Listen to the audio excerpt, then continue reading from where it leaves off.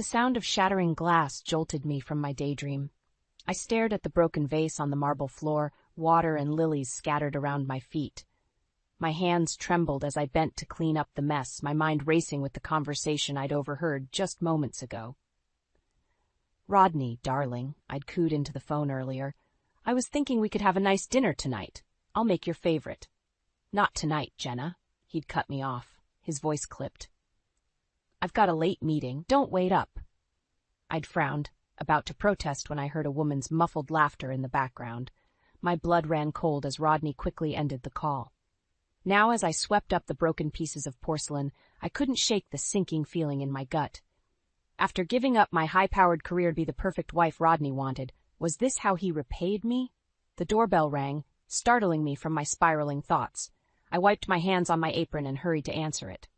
"Mom?" I blinked in surprise at the sight of my mother, Amelia, standing on the porch. She raised an eyebrow. "Well, aren't you going to invite me in?" I stepped aside, allowing her to sweep past me into the foyer. Her sharp eyes took in the shattered vase and my disheveled appearance. "What's wrong, Jenna?" she asked, her tone softening. "You look like you've seen a ghost." I hesitated, unsure how to voice my suspicions. It's Rodney," I finally managed. "I think he might be—" The words caught in my throat, but Mom's eyes narrowed in understanding. "Cheating?" she finished for me. I nodded, feeling tears prick at the corners of my eyes. Mom's lips thinned into a hard line. "That bastard," she muttered. "I never liked him, you know. Always thought he was too slick for his own good." "Mom," I protested weakly, "we don't know for sure." "Oh, please," she scoffed. "A woman knows these things, Jenna. You're not stupid. What did you hear?"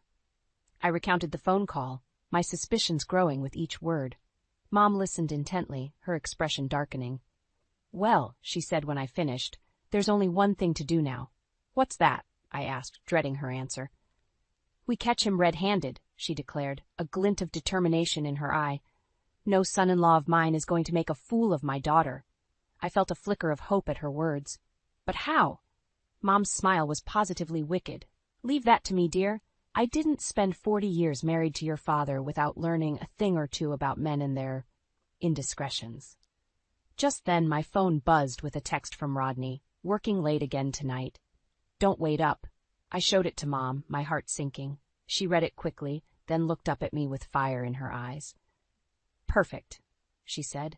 "We start tonight." As we began to plot, I felt a strange mix of excitement and dread. Was I really ready to uncover the truth about my marriage? And if Rodney was cheating, what would I do? The sound of a car pulling into the driveway interrupted our scheming. Mom and I exchanged a panicked look. "Rodney's home early," I whispered. Mom squeezed my hand. "Remember, act natural. We'll figure this out together." As the key turned in the lock, I took a deep breath and plastered on a smile. Whatever happened next, I knew one thing for certain. My life was about to change forever. I drummed my fingers on the steering wheel. My nerves frayed as I pulled into the parking lot of Hawkeye Investigations. The neon sign flickered ominously in the twilight, matching the churning in my stomach. "You're doing the right thing, Jenna," I muttered to myself, gathering the courage to step out of the car. The bell above the door jingled as I entered the dingy office. A grizzled man with a 5 o'clock shadow looked up from his desk, eyeing me warily. "Can I help you, ma'am?" I swallowed hard. I need to hire a private investigator." He gestured to the chair across from him. As I sat, he introduced himself as Frank Hawkins. "So what seems to be the problem?" he asked, leaning back in his creaky chair. I took a deep breath. "I think my husband is cheating on me." Frank's expression didn't change as he pulled out a notepad. "Tell me everything." As I recounted the suspicious phone calls, late nights at the office, and the woman's laughter I'd overheard, Frank jotted down notes. When I finished, he looked up at me with a grim expression. "I'll take the case, Mrs. Lane, but I have to warn you, you might not like what I find." I nodded, my throat tight. I need to know the truth. After discussing rates and logistics, I left the office feeling both relieved and terrified. As I drove home, my phone buzzed with a text from Rodney. "Great news! Found the perfect house. Can't wait to show you tomorrow." My heart sank. How could he be planning our future while potentially destroying our marriage? The next day, Rodney practically bounced with excitement as we pulled up to a charming two-story home in an up-and-coming neighborhood. "What do you think?" he asked, grinning like a schoolboy. I forced a smile. "It's lovely, dear." As we toured the house, Rodney rattled off its features: gleaming hardwood floors, a gourmet kitchen, a spacious master suite. But all I could think about was whether he planned to bring his mistress here. "We could start a family in this house," Rodney said softly, wrapping his arms around me from behind. I stiffened, guilt and anger warring inside me. "About that," I began, turning to face him, "I think we should see a fertility specialist before we make any big decisions." Rodney's brow furrowed. "Why? We're both young and healthy." It's been a while, and nothing's happened," I explained, hating the lie but needing answers. "I want to make sure everything's okay." He hesitated, then nodded. "All right, if it'll make you feel better." As we left the house, my phone buzzed. It was a text from Frank. "Got some preliminary info. Meet tomorrow?" My stomach clenched. "Everything okay?" Rodney asked, noticing my expression. I plastered on a smile. "Just Mom checking in. So about this house." We spent the drive home discussing finances, with Rodney assuring me we could afford it with the savings I'd been squirreling away. Little did he know, those savings might soon become my lifeline. That night, as Rodney slept peacefully beside me, I lay awake, my mind racing. What would Frank's investigation reveal? And if Rodney was cheating, could I really go through with buying this house, knowing our marriage was built on lies? Just before dawn, I made a decision. I'd go through with the house purchase. It was a solid investment, affair or no affair. But I'd also start preparing for the worst. As the first rays of sunlight peeked through the curtains, I slipped out of bed and headed to the home office. It was time to dust off my old resume and see what opportunities might be out there for an ex-corporate powerhouse turned housewife. Whatever happened next, I'd be ready. Rodney Lane might think he held all the cards, but he was about to learn that his perfect little housewife had a few tricks up her sleeve. The sterile smell of the fertility clinic made my stomach churn as Rodney and I sat in uncomfortable silence, waiting for Dr. Patel to return with our test results. I glanced at Rodney, noticing the sheen of sweat on his forehead. Was it nerves about the results or guilt over his suspected affair? "Mr. and Mrs. Lane?" Dr. Patel's voice startled us both. She entered, a somber expression on her face. My heart plummeted. "I'm afraid I have some difficult news," she began, her voice gentle. "Based on our tests, it appears that conceiving naturally will be extremely challenging for you." I felt the air leave my lungs. Despite my suspicions about Rodney, a part of me had still dreamed of having a family with him. "What's the issue?" Rodney asked, his voice strained. Dr. Patel hesitated, then looked directly at Rodney. "The problem lies with you, Mr. Lane. Your sperm count is extremely low and motility is poor. It's highly unlikely you'll be able to father children without significant medical intervention." The silence that followed was deafening. I watched Rodney's face crumple, a mix of shock and devastation etched into every line. For a moment, I forgot about my anger and suspicion, reaching out to squeeze his hand.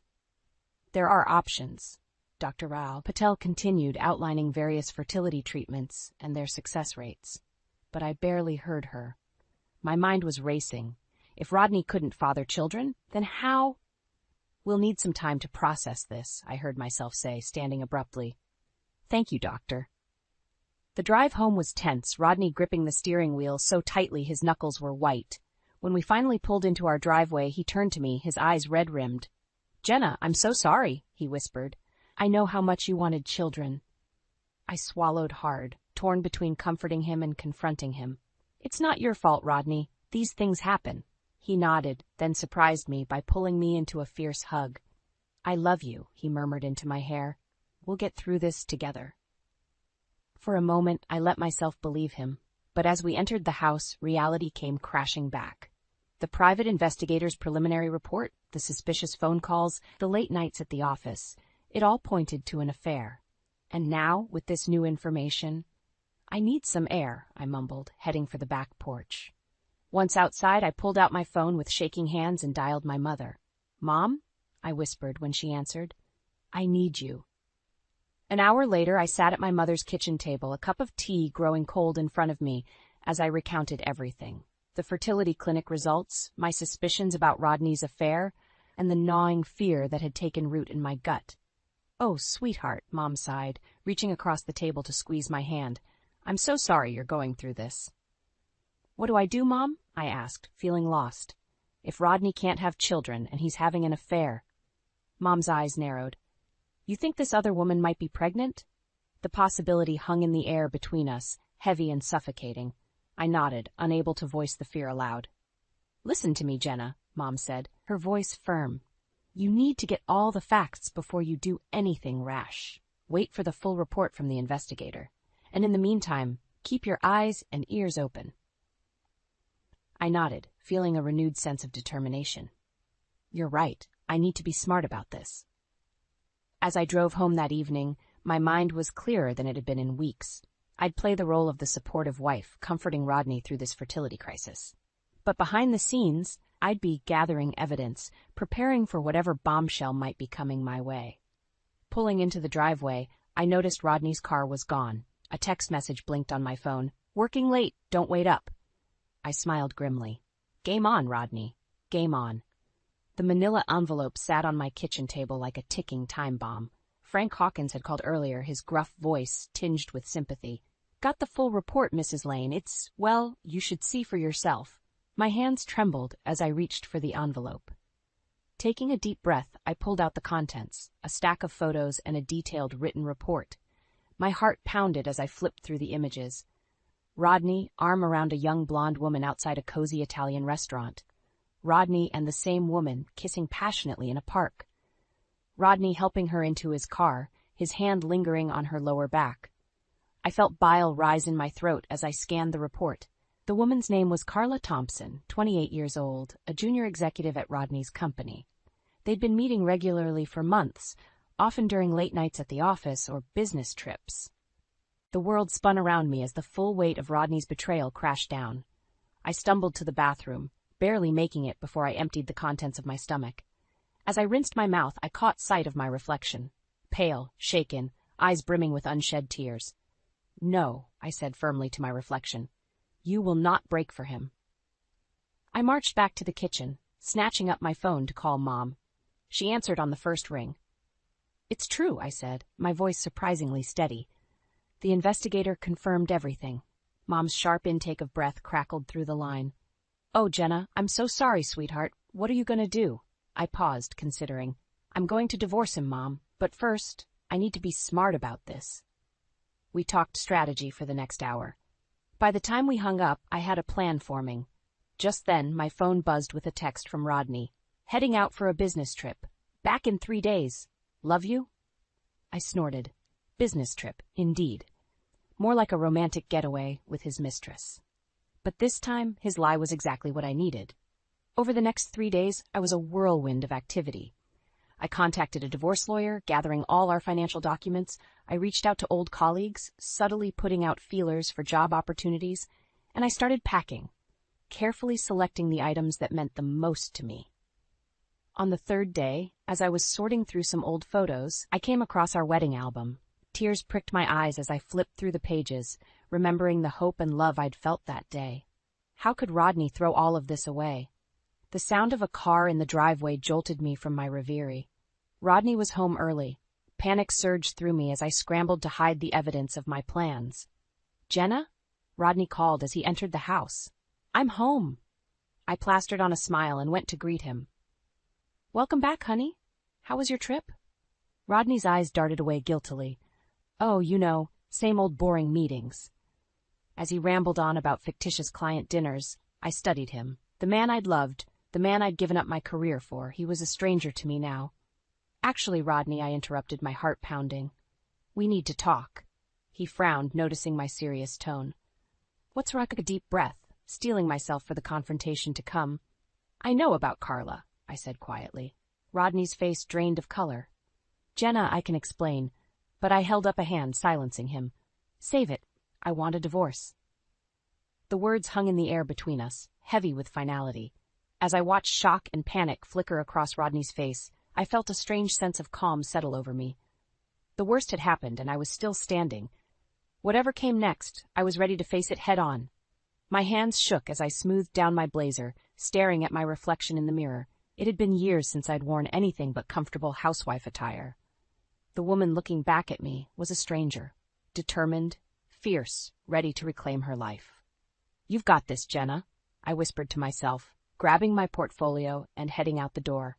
The small accounting firm, Greenwood & Associates, was a far cry from my former corporate glory days. But it was a start. As I sat in the waiting room, my mind raced with a mixture of excitement and terror. Could I really do this? Jump back into the workforce after years of being a housewife? "Mrs. Lane?" A kind-faced woman appeared. "Mr. Greenwood will see you now." The interview was a blur of questions about my past experience, my skills, and the gap in my resume. I explained my situation as diplomatically as possible, leaving out the sordid details of Rodney's betrayal. "Well, Mrs. Lane," Mr. Greenwood said, leaning back in his chair, "your experience is impressive, but I'll be honest, that gap in your employment is concerning." My heart sank, but I refused to give up. "Mr. Greenwood, I understand your concern, but I can assure you my skills haven't diminished. In fact, managing a household budget and investments has only sharpened my financial acumen. Give me a chance, and I'll prove my worth." He studied me for a long moment, then nodded. "All right, Mrs. Lane, we'll start you on a probationary period. Welcome to the team." Relief and joy washed over me as I shook his hand. "Thank you, sir. You won't regret this."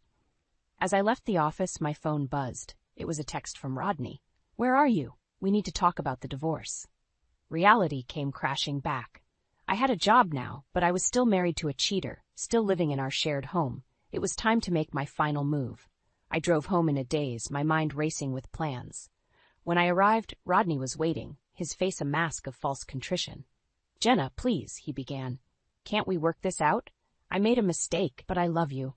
I held up a hand, silencing him. "Save it, Rodney. I'm done listening to your lies." His expression hardened. "Fine. If that's how you want to play it, we'll let the lawyers handle everything. But don't expect to get much in the settlement. You haven't worked in years, remember?" A small, satisfied smile played at my lips. "Actually, Rodney, I just got a job.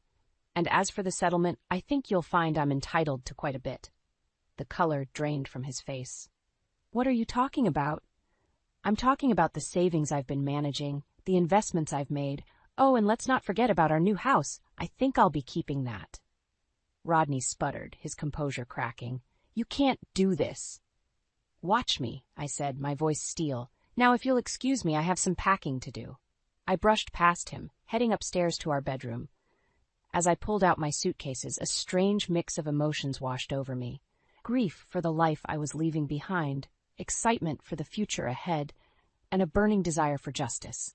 My phone buzzed again. This time it was my mother. "How did it go, sweetheart?" I took a deep breath, looking around the room that had been my prison for so long. "It's done, Mom. I got the job and I'm leaving Rodney tonight." There was a pause, then Mom's voice came through, filled with pride and determination. "That's my girl. I'm on my way to help you pack. It's time to start your new life, Jenna." As I hung up, I caught sight of myself in the mirror again. This time, I recognized the woman staring back at me.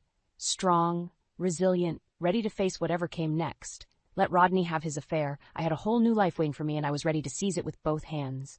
The front door slammed open, jolting me from my packing. Rodney's voice boomed through the house. "Jenna, where are you?" I froze, my heart pounding. This wasn't how it was supposed to go. I was meant to be gone before he returned from his business trip. Steeling myself, I descended the stairs. The sight that greeted me in the living room knocked the wind out of me. Rodney stood there, his arm wrapped possessively around a young blonde woman. Carla, I presumed. Her hand rested on a slightly swollen belly.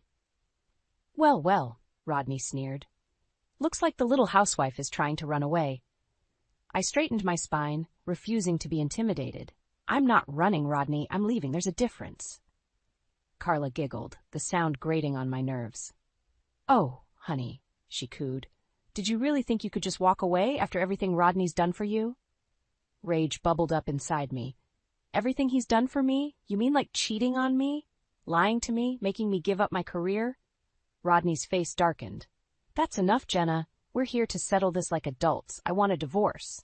The words hung in the air, even though I'd been expecting them. "Fine," I said. my voice steadier than I felt. Let's talk terms. Rodney's lips curled into a smug smile. It's simple. You'll get a modest alimony. After all, I've been the breadwinner all these years. You should be grateful for anything you get. I bit back a laugh. If only he knew. Oh, and one more thing, Carla chimed in, her hand caressing her belly. We'll be needing the house. For the baby, you understand. The room spun around me. A baby. The one thing Rodney and I could never have. The betrayal cut deeper than I thought possible. You can't be serious, I whispered. Rodney shrugged. It is what it is, Jenna. Carla and I are starting a family. You had your chance. Something inside me snapped. Years of pent-up frustration, anger, and hurt came pouring out. My chance? You mean in the years I spent supporting you, managing our home, investing our money? The career I gave up because you insisted on having a traditional wife? And now you waltz in here with your pregnant mistress and expect me to just roll over? Rodney's face flushed with anger. Watch it, Jenna. Remember who holds the purse strings here. I laughed then, a sharp, bitter sound. Oh, Rodney, you have no idea, do you? Confusion flickered across his face. What are you talking about? I took a deep breath, savoring the moment. I'm talking about the fact that I've been managing our finances for years. Those investments you never bothered to look at, they've tripled in value. That little savings account, it's not so little anymore. Rodney's jaw dropped. Carla looked between us, her smug expression faltering. And as for the house, I continued, I think you'll find that I'm entitled to half of everything, including that. So no, you won't be moving your little mistress in here. You're bluffing, Rodney sputtered. I smiled, feeling a surge of power. Am I? Why don't we let the lawyers sort it out? I'm sure they'll be very interested in how you've been misappropriating company funds to finance your affair. The color drained from Rodney's face. You wouldn't dare. Try me, I said, my voice steel. For a moment we stood there, the air crackling with tension. Then Rodney grabbed Carla's arm. We're leaving. This isn't over, Jenna. As the door slammed behind them, I sank onto the couch, my legs shaking. I'd done it. I'd stood up to Rodney, to Carla, to the life that had been suffocating me for years. But as the adrenaline faded, fear crept in. Rodney wouldn't go down without a fight. And now, with a baby on the way, the stakes were higher than ever. I reached for my phone, dialing my mother's number. Mom, I said when she answered, my voice breaking. I need your help. It's time to finish this. The conference room felt suffocating as I sat across from Rodney and his shark of a lawyer. My own attorney, a sharp-eyed woman named Gloria, sat beside me, her presence a comforting anchor in the storm. Let's get this over with, Rodney growled, his eyes never meeting mine. I took a deep breath, steeling myself for the battle ahead. Fine. Let's talk about the house first. Rodney's lawyer leaned forward, a predatory gleam in his eye. Mr. Lane is willing to be generous. He'll allow you to stay in the house for 6 months. Get back on your feet. I couldn't help but laugh, the sound brittle and harsh. Get back on my feet. That's rich coming from you, Rodney. Tell me, how's Carla enjoying my home? Rodney's face flushed red. Leave her out of this. Gentlemen, Gloria interjected smoothly. Let's focus on the facts. The house was purchased with joint funds, and Mrs. Lane has been managing the household finances. She's entitled to her fair share. Rodney's lawyer scoffed. Fair share? She hasn't worked in years. What could she possibly contribute? I felt a surge of anger, but Gloria's hand on my arm kept me grounded. Actually, she said, sliding a folder across the table, Mrs. Lane has been quite busy. These are records of all the investments and savings she's managed over the years. The room fell silent as Rodney and his lawyer pored over the documents. I watched Rodney's face pale as he realized just how much I'd been doing behind the scenes. This can't be right, he stammered. Oh, it's right, I said, my voice steady. And there's more. I want the house, Rodney, not just for 6 months, for good. His head snapped up, eyes blazing. You can't be serious. What about Carla? The baby? The mention of their child sent a sharp pain through my heart. But I pushed it aside. Your infidelity and your new family are not my concern. I've spent years investing in our future, and I'm not walking away with nothing. Rodney's lawyer whispered urgently in his ear, but Rodney waved him off. He spat. Take the damn house, but don't think you're getting anything else. I exchanged a glance with Gloria, who nodded encouragingly. Actually, Rodney, there's one more thing. I want half of everything. including your company stocks. The color drained from Rodney's face. You can't touch those. They're in my name. Gloria cleared her throat. Actually, Mr. Lane, given the length of your marriage and Mrs. Lane's contributions to the household, she's entitled to an equitable distribution of all marital assets, including your stocks. Rodney leapt to his feet, his chair clattering to the floor. This is insane. I won't let you ruin me.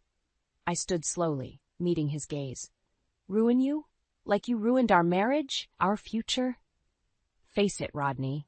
You underestimated me, and now you're paying the price. For a moment, I thought he might lunge across the table at me, but then something in his eyes changed. The fight drained out of him, replaced by a cold, calculating look that sent chills down my spine. You want to play hardball, Jenna? Fine, but remember, I know things about you, too. Things that could make your life very difficult. My heart raced, but I refused to show fear. Is that a threat, Rodney? He smiled, a cruel twist of his lips. Let's call it a promise. You push me too far, and I'll make sure you regret it. As Rodney stormed out of the room, his lawyer scrambling to follow, I sank back into my chair, suddenly exhausted. Gloria squeezed my shoulder reassuringly. You did well, Jenna. But this isn't over yet. Are you ready for what comes next? I closed my eyes, thinking of everything I'd been through, everything still to come. When I opened them again, I felt a new resolve stealing my spine. I'm ready, I said. Whatever Rodney throws at me, I can handle it. It's time to finish this, once and for all. The doorbell rang, its chime echoing through the empty house. I took a deep breath, smoothing down my blazer before opening the door. Rodney stood there, a shadow of the man I once loved, his face haggard and eyes bloodshot. Come to beg for the house back? I asked, my voice steadier than I felt. He pushed past me, stumbling into the foyer. You ruined me, Jenna. Are you happy now? I closed the door, turning to face him. Ruined you? What are you talking about? Rodney laughed bitterly. Don't play dumb. The company demoted me, sent me to some backwater regional office, all because of your little stunt with the divorce proceedings. A pang of guilt hit me, but I pushed it aside. I didn't do anything except stand up for myself, Rodney. Your choices led you here. He whirled on me, eyes blazing. My choices? What about yours? You were supposed to be a wife, not some corporate shark. The old Jenna might have flinched at his words, but not anymore. I was both, Rodney. I managed our home and our finances. I made smart investments while you were busy with your affair. Don't blame me for your failings. Rodney's face crumpled. How did you do it? How did you outsmart me? I sighed, suddenly feeling very tired. It wasn't about outsmarting you, Rodney. I just paid attention. I learned. I planned for our future while you planned for a different future, didn't you? He sank onto the stairs, head in his hands. What am I supposed to do now? Carla left me. The baby. It wasn't even mine. The revelation hit me like a punch to the gut. All this pain, all this betrayal, for a lie. I'm sorry, Rodney, but that's not my problem anymore. He looked up at me, eyes pleading. Can't we start over? I made a mistake, but we had something good once, didn't we? For a moment, I saw a flicker of the man I'd married, but then I remembered the lies, the betrayal, the years of putting my dreams on hold. No, Rodney, we can't go back. It's time for both of us to move forward. I reached into my pocket, pulling out an envelope. Here, this is the profit from selling the house. Half of it is yours, as we agreed. Rodney stared at the envelope, then back at me. You sold the house? But I never wanted the house, Rodney. I wanted what it represented, our future, but that future is gone now. It's time for a new one. He took the envelope with trembling hands. What will you do now? I smiled, feeling a weight lift off my shoulders. I'm going to live, Rodney. I've got a new job, new goals. I'm going to be the woman I always wanted to be, not just someone's wife. Rodney stood slowly, looking around the empty house one last time. I really messed up, didn't I? We both did, I said softly. But it's not too late to start over, for either of us. As I watched Rodney walk out of the house, out of my life, for the last time I felt a mix of sadness and exhilaration. The past few months had been a whirlwind of pain, anger, and revelation. But standing there in the empty foyer of the house we once shared, I realized something profound. I was free. Free from the lies, the expectations, the stifling role I'd forced myself into. Free to be Jenna Lane, not just Mrs. Rodney Lane. My phone buzzed. A text from Mom. All packed and ready? You sure about this? I smiled, typing back a quick response. Absolutely. Time for a new adventure. As I locked the door behind me, I took one last look at the house. It had been the stage for so much drama, so much heartache. But it had also been the crucible that forged me into the woman I was now, stronger, wiser, and ready to take on the world. I climbed into my packed car, the open road stretching out before me. The future was uncertain, but for the first time in years, that uncertainty felt thrilling rather than terrifying. Goodbye, Rodney, I whispered, putting the car in drive. Hello, life. As I pulled away from the curb, I felt a surge of excitement. The road ahead might be bumpy, but I was ready for whatever came next. After all, I was Jenna Lane, survivor, fighter, and architect of my own destiny, and my story was just beginning.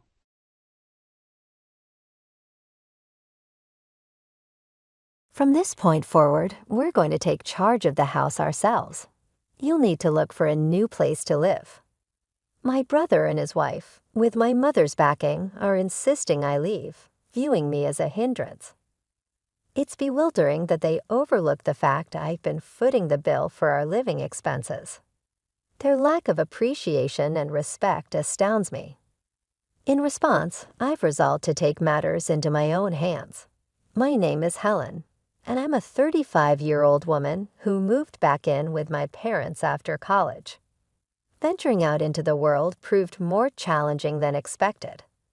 Initially, I looked for jobs while receiving unemployment benefits. Then I discovered the world of remote work and carved out a niche for myself as a freelance engineer, leveraging my background in science. Starting with smaller tasks, I managed to earn a modest income, but more importantly, I gathered valuable experience. Working from home not only suited me financially, but also helped me avoid overwhelming social interactions, boosting my self-esteem. Gradually, I took on bigger projects, and my earnings increased to match those of a typical corporate employee. However, my parents, particularly my mother who holds traditional views, struggled to comprehend my unconventional work arrangement. Despite my efforts to explain, my mother remained skeptical, fearing what she couldn't understand.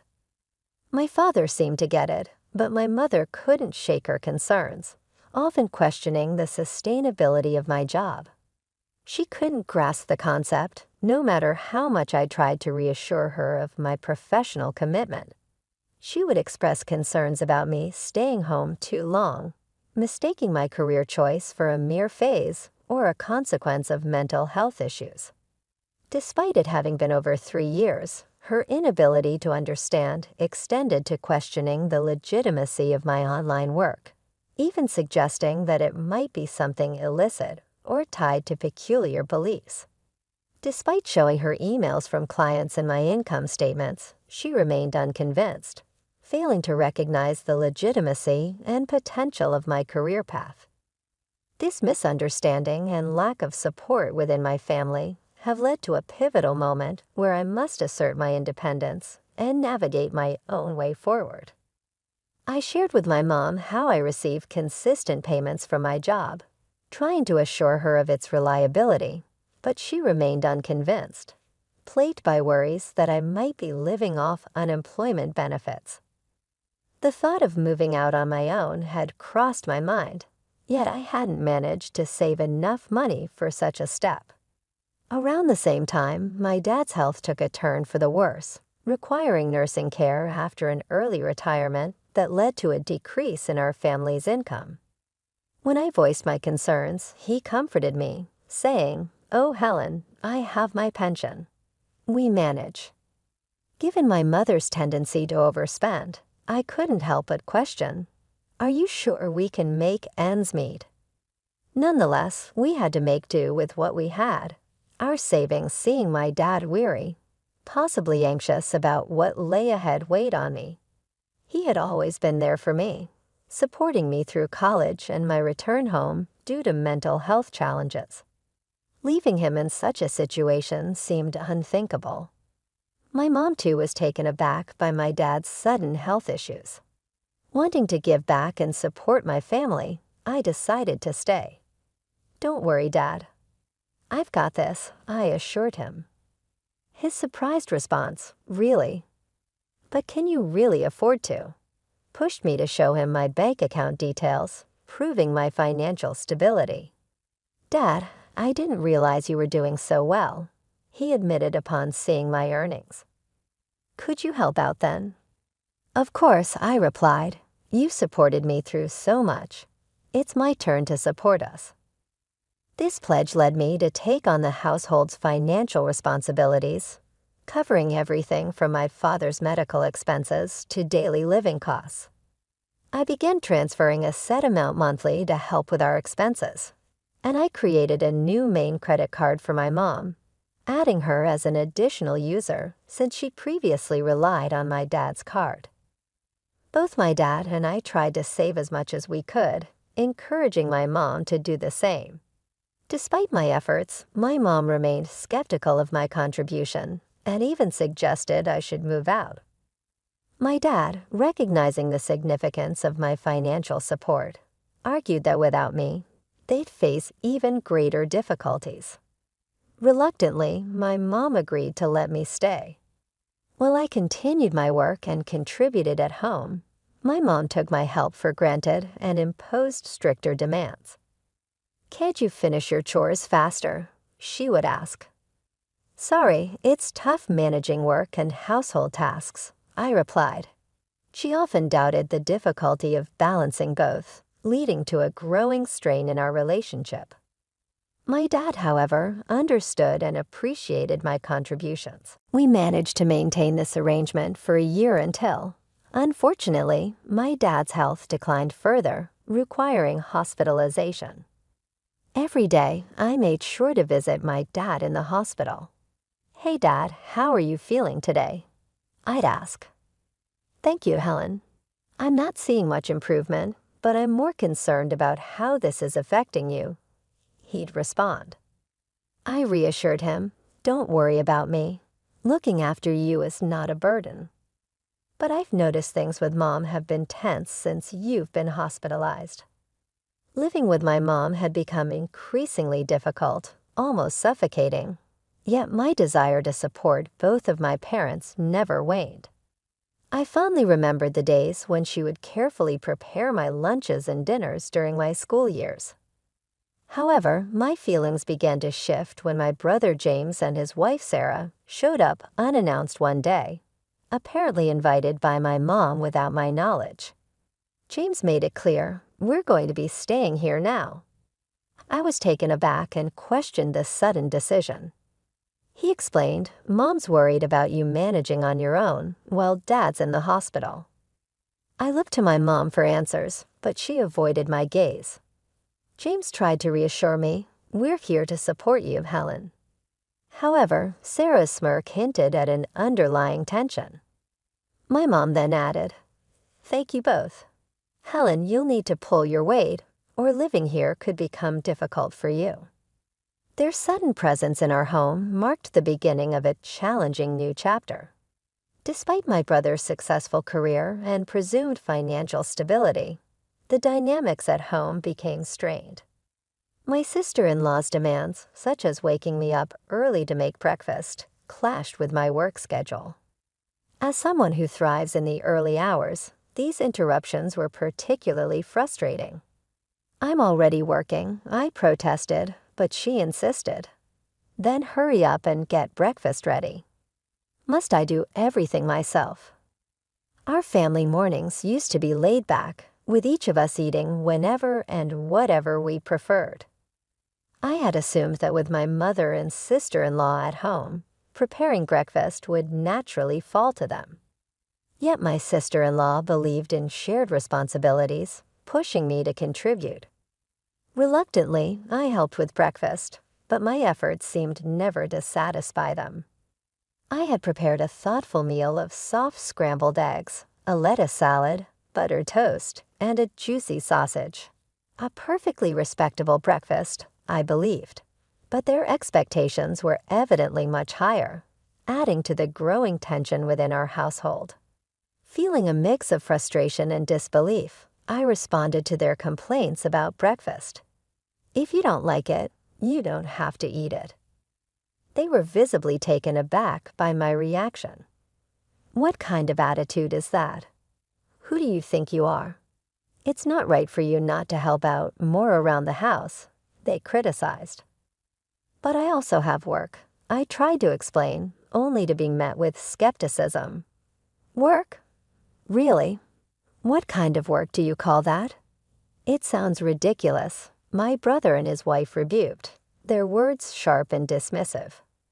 Influenced by my mother, my brother had always had a tendency to belittle me and my efforts. Despite their attitudes, I knew the value of my work.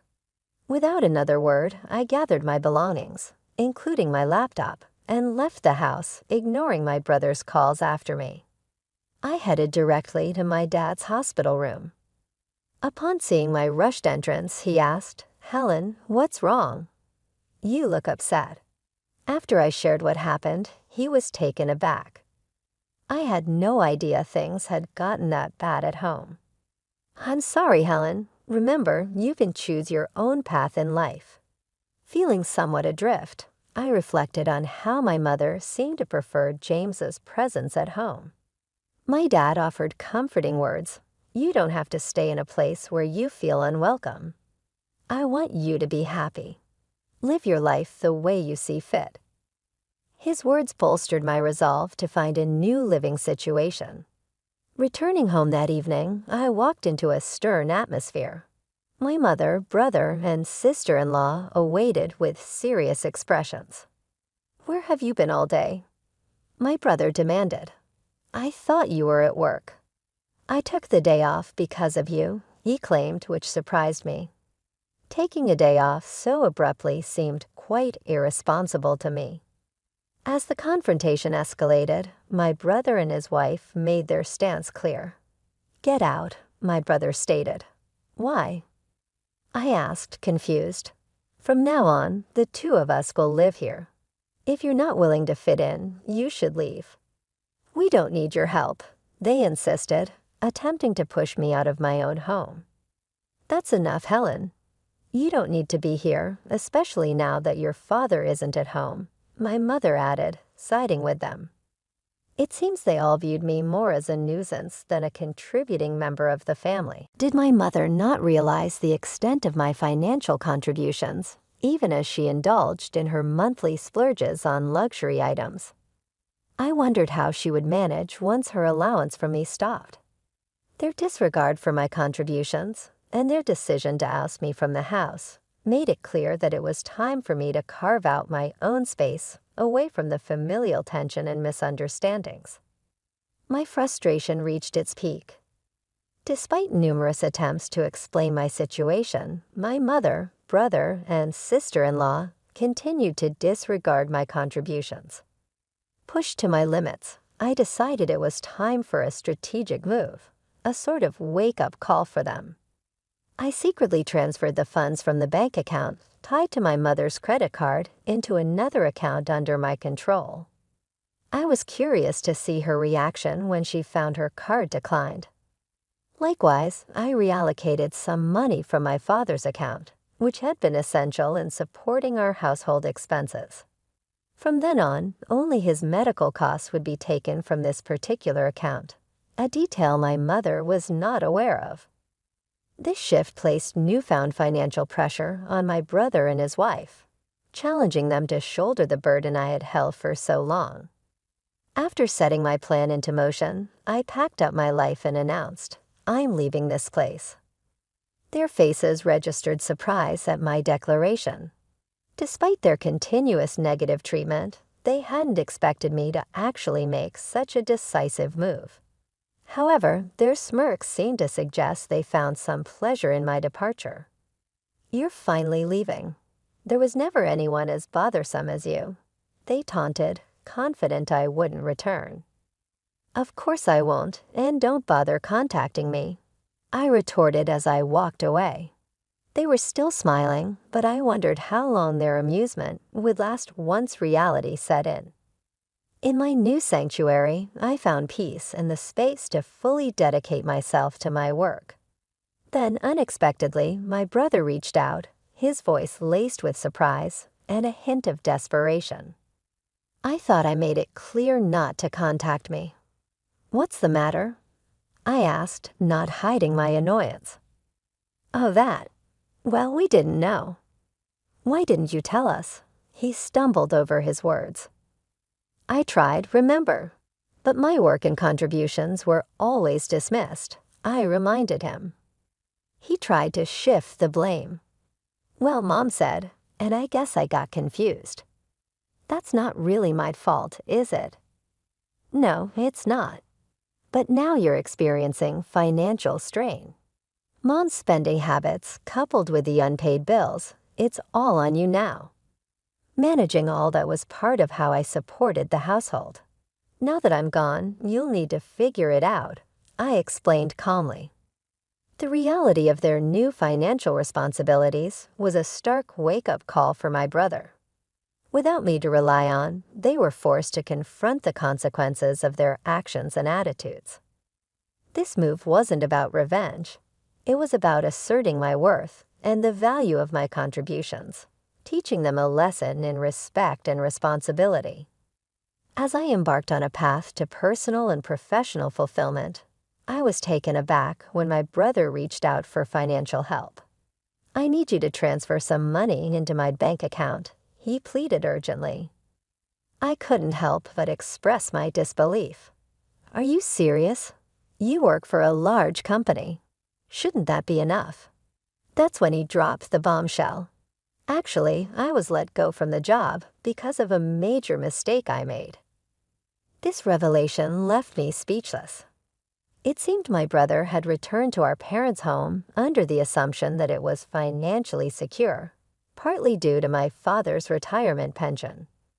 I had long wanted to make it clear to him the critical role I played in keeping our family afloat financially. The thought of his surprise upon realizing that it was actually me who had been managing the household's finances was ironically amusing. This surprise would soon extend to his wife and our mother as well. Soon after, my brother's wife joined the plea. "We really need your help. Our savings are running out." My mother chimed in, "Your father is upset and won't be contributing to the household finances anymore. We're in a bind." But I had reached my limit. "I supported you all more than enough. You're all capable of working, so it's time to support yourselves." "I'll be cheering you on from afar," I responded, a mix of determination and resignation in my voice. A plea for reconsideration came through the phone, but I stood firm, distancing myself from my brother, his wife, and my mother. My father, too, found it difficult to go back to living with my mother, opting instead for legal advice and a new living arrangement. Thankfully, this allowed me to visit him daily, maintaining our bond. A friend filled me in on my family's current situation. My brother had downsized to a modest apartment, adopting a more frugal lifestyle. My mother, traditionally a homemaker, found adjusting to employment challenging. My brother struggled to accept the perspectives of younger colleagues in his new part-time role, leading to short-lived employment. His wife became the primary breadwinner, working tirelessly until the burden became too great, prompting her departure.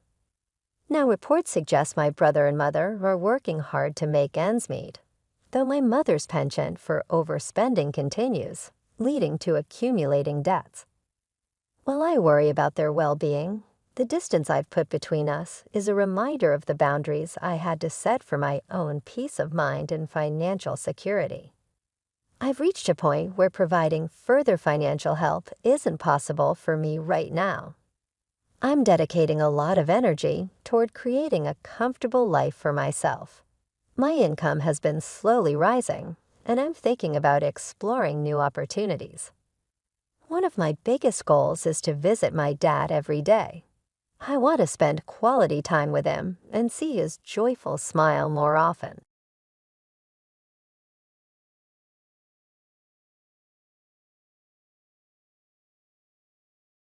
Following my father's funeral, a period when discussions about inheritance were common, my brother-in-law, who is married to my sister Sharon, surprisingly claimed that all of my father's assets, including $7 million in cash and stocks, should solely belong to Sharon, the eldest child. This proposal brought joy to my sister and her husband, yet the lawyer quickly clarified that such a decision wasn't theirs to make. My name is Paul Walker, a 44-year-old sales professional with a wife and 3 kids. My father was a significant shareholder in a company and remained actively involved until his later years. Sharon, my elder sister, has often challenged our parents with her erratic behavior, and even in her middle age, lacks a stable job, choosing to live life on her own terms. Our relationship has been distant, primarily due to my disapproval of her actions. When Sharon turned 52, she unexpectedly introduced us to Russell Brand, a younger, handsome man with a laid-back attitude, and announced their engagement. Despite her financial instability, Sharon didn't hesitate to ask for a substantial sum from our father to cover wedding expenses, quickly depleting it, and then audaciously requesting more. This behavior greatly distressed our father, given her presumptuous attitude towards inheritance. The news of our father's sudden heart attack and subsequent passing deeply affected me. Amidst receiving condolences from friends and relatives, I stepped up to assist my overwhelmed mother with the funeral preparations while Sharon remained absent, engrossed in her own life. The day following the funeral, as my mother and I were beginning to find solace, a lawyer arrived to discuss my father's will. Unaware of its contents, Sharon and her husband audaciously interrupted, asserting that Sharon was entitled to all of my father's stocks and the $7 million inheritance, leaving my mother and me speechless at their boldness. In a moment filled with anticipation, my brother-in-law jubilantly proclaimed, "We've made it, Sharon." This inheritance sets us for life, his fist cutting through the air in triumph. The lawyer, taken aback by such presumption, intervened with caution. Capturing my sister's fierce gaze, he looked at them both squarely and revealed, "Sharon, you have no claim to the inheritance." My sister and her husband, visibly shocked, countered with disbelief, arguing that as the eldest daughter, Sharon was naturally entitled to everything. It was evident my brother-in-law had placed all his bets on this inheritance, convinced it would all go to my sister. Their confusion only deepened when the lawyer, with a gentler tone, dropped a bombshell. "Were you unaware that Sharon is not Mr. Paul's biological child?"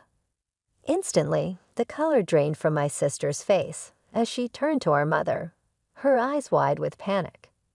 Our mother, her expression a mix of emotions, faced a moment of truth I had long been aware of. My sister was a half-sibling, a fact that had been hidden from her. Confronting our mother, Sharon's voice trembled. "What does this mean?" To which our mother confessed, "Sharon, you come from my first marriage." The revelation stunned Sharon, who had always playfully claimed the title of the favored child. Her husband, trying to grasp at straws, argued that Sharon, being legally adopted, must still be entitled to a share of the inheritance. That's what I assumed Sharon supported. Yet our mother's next words shattered that belief. There had been no formal adoption.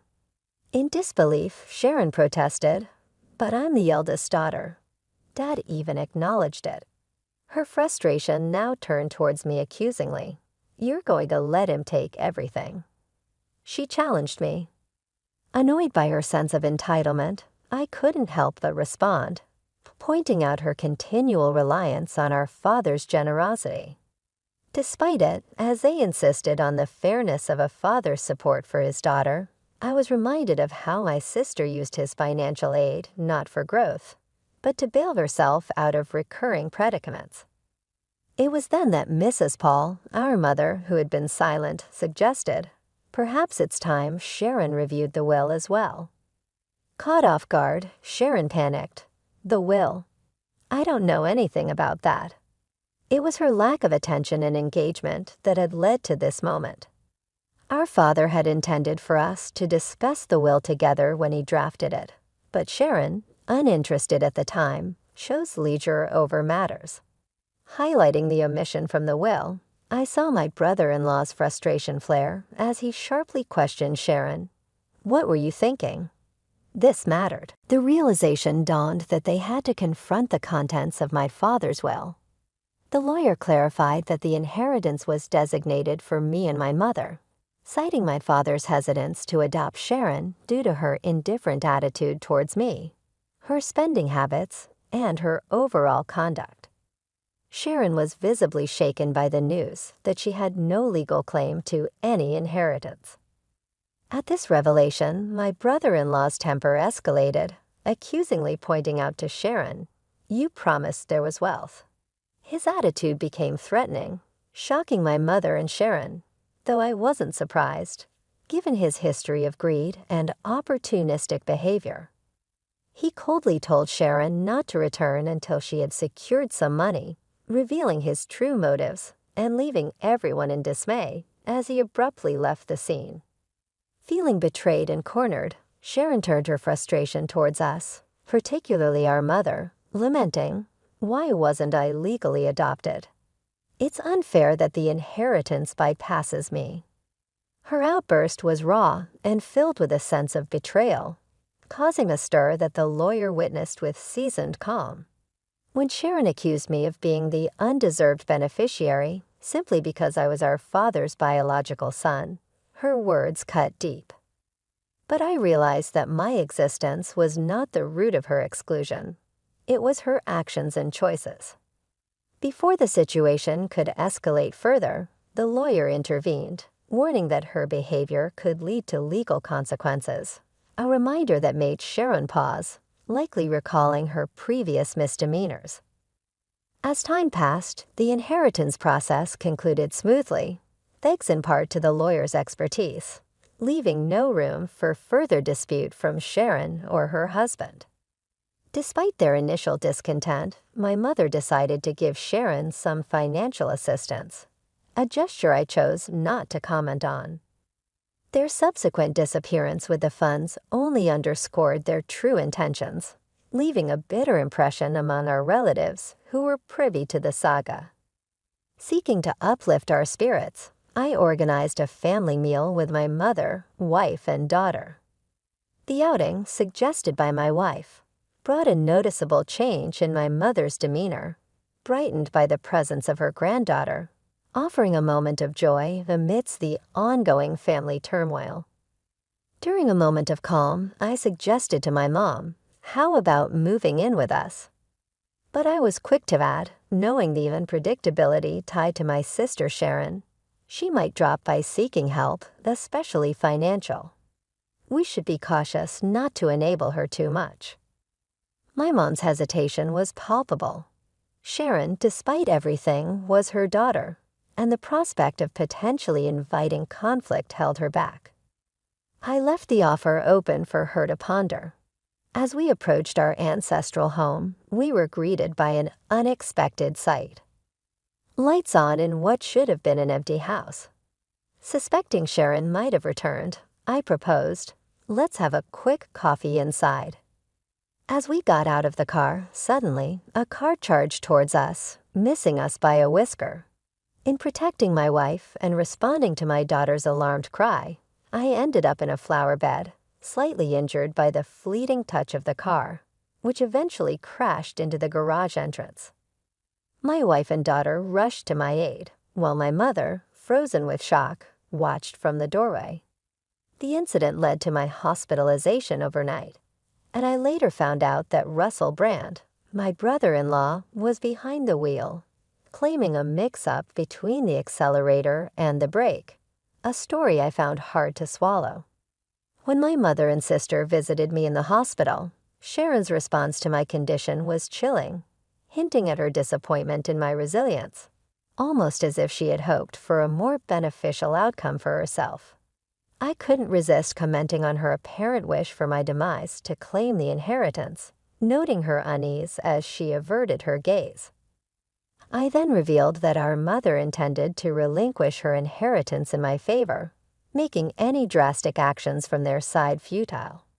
My sister's shock was evident, The concept of foregoing the rightful inheritance seemed alien to her. I further explained that in preparation and following our father's prudent approach, I had already drafted a will ensuring my family's future, thus redirecting the inheritance away from our mother directly to them. My sister's plea for a share from the speculated $7 million, under the guise of familial generosity, only highlighted her desperation and misunderstanding of our family's values and intentions.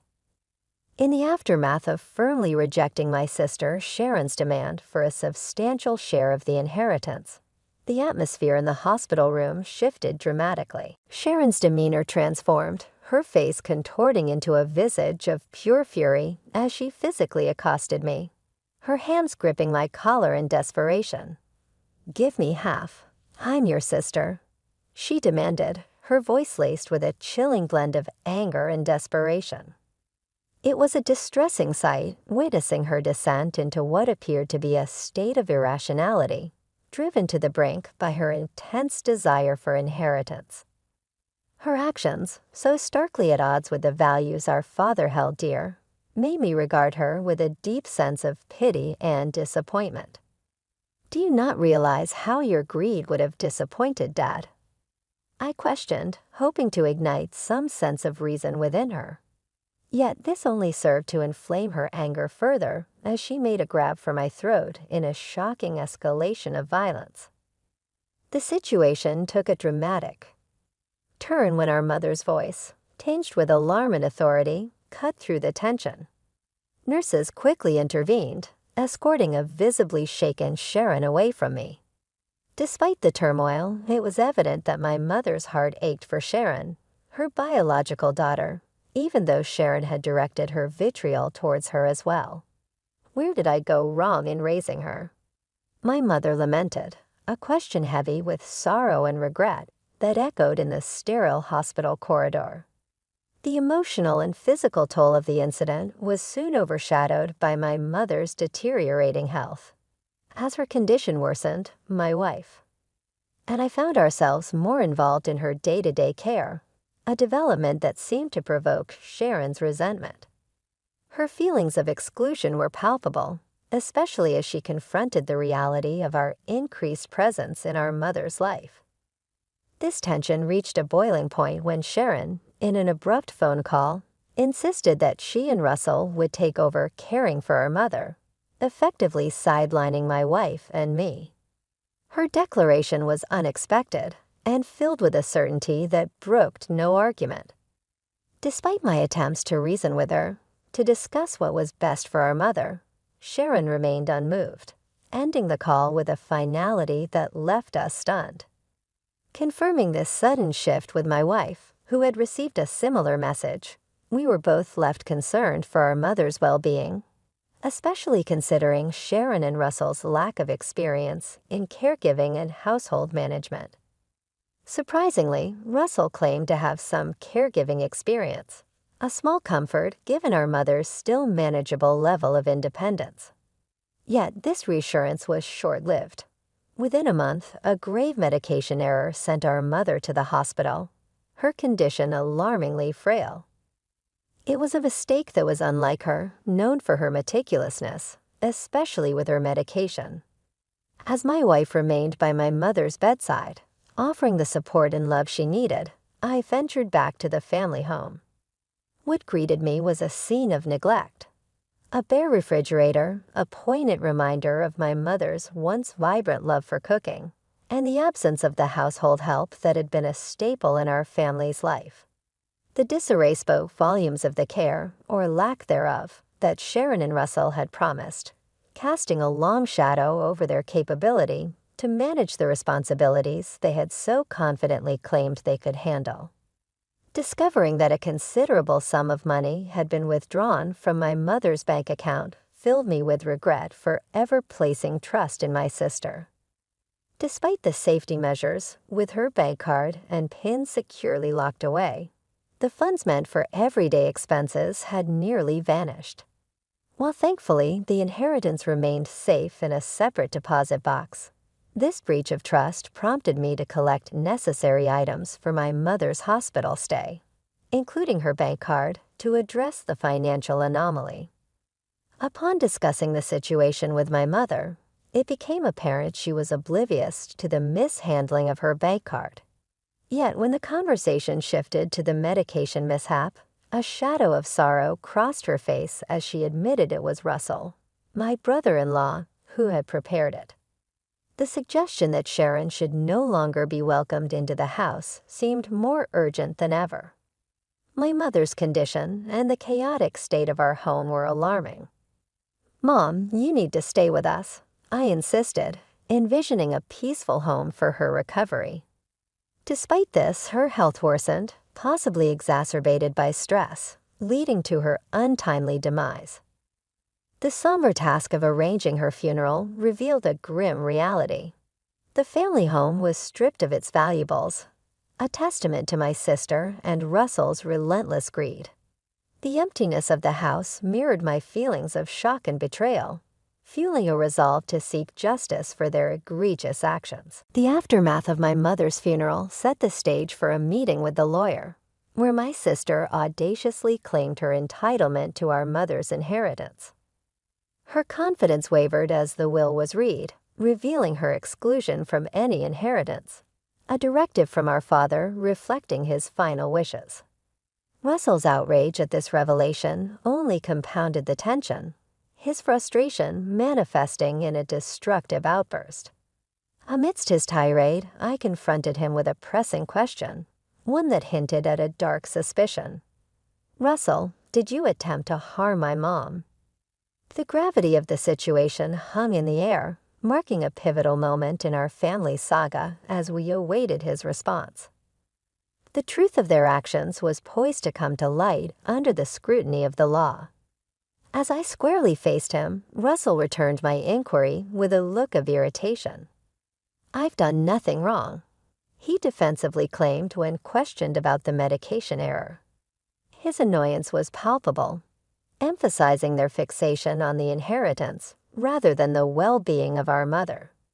Sharon, losing any semblance of calm, chimed in, outraged at the prospect of being left out of the inheritance. Her reaction betrayed her motives. It wasn't concern for our mother that drove her, but rather the hope of solving her financial woes with the inheritance. "Is it true that I'm getting nothing?"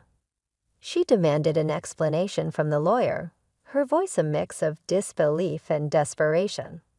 The lawyer began to outline the specifics of the inheritance distribution, taking into account the funds Sharon had prematurely withdrawn and the value of the items she had sold. The end result left little to nothing for her, a revelation that left her visibly frustrated. I couldn't help but interject, highlighting that this outcome was the result of careful legal consultation. "That can't be all that's left," Sharon muttered, a clear indication of her disillusionment with the reality of her financial dependency on our parents, never having to face the struggles of earning a living. My disappointment in her turned to anger. "Mom thought you'd look after her, but instead you just took her money and left her alone," I accused, unable to hide my disdain for her actions. Sharon retorted, demanding evidence of the expenses incurred for our mother's care. I challenged her to justify the spending, extending my hand for the receipts, knowing full well she had none. "I don't have them," she stammered, her confidence waning. The lawyer underscored the importance of such documentation, leaving Sharon at a loss for words. Russell then tried to appeal to my sense of family, urging me to support Sharon despite everything, but my resolve was unshaken. Their desperation was evident, and Russell's admission that Sharon would have inherited everything if their plan had succeeded only added to my suspicion of their true intentions. "What do you mean by that?" I pressed, seeking clarity on his revealing comment, ready to uncover the extent of their schemes.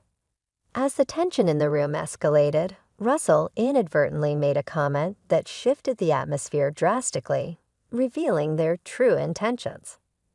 "Because of this guy, things never go right." I was expecting a new car out of this deal, but now I'm stuck with just enough for some repairs," he lamented, not realizing the weight of his words. My sister Sharon attempted to intervene, perhaps to salvage the situation, but the damage was done.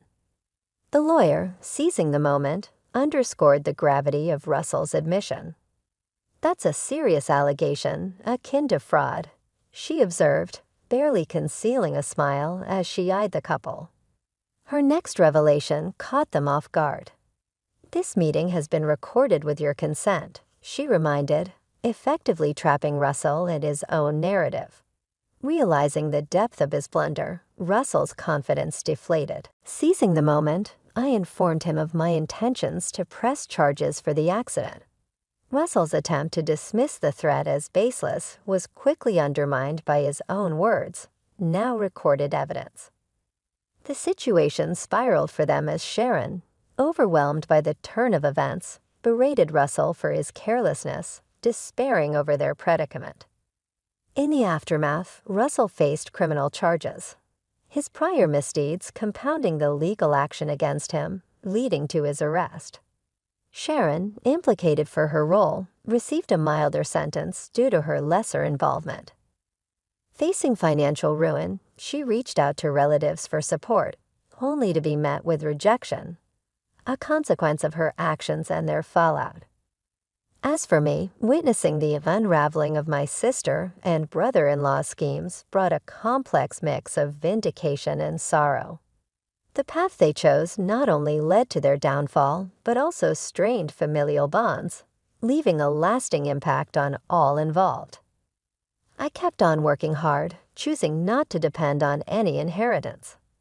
Instead, I found comfort and a bit of joy in the dividends that came from my investments in stocks, considering it a small but satisfying reward for my efforts.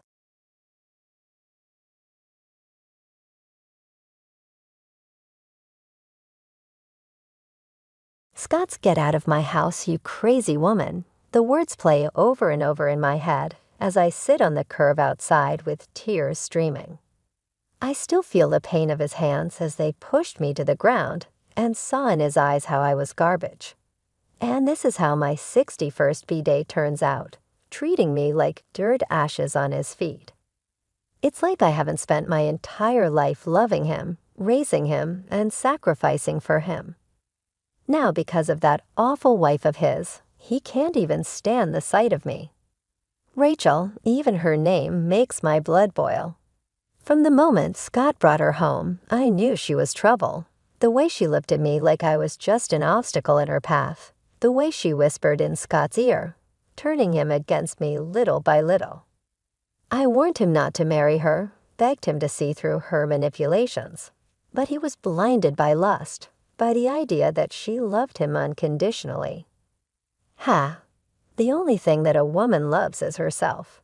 And now, because of her, I've lost everything, my son, my grandchildren, the family I've dedicated my life to.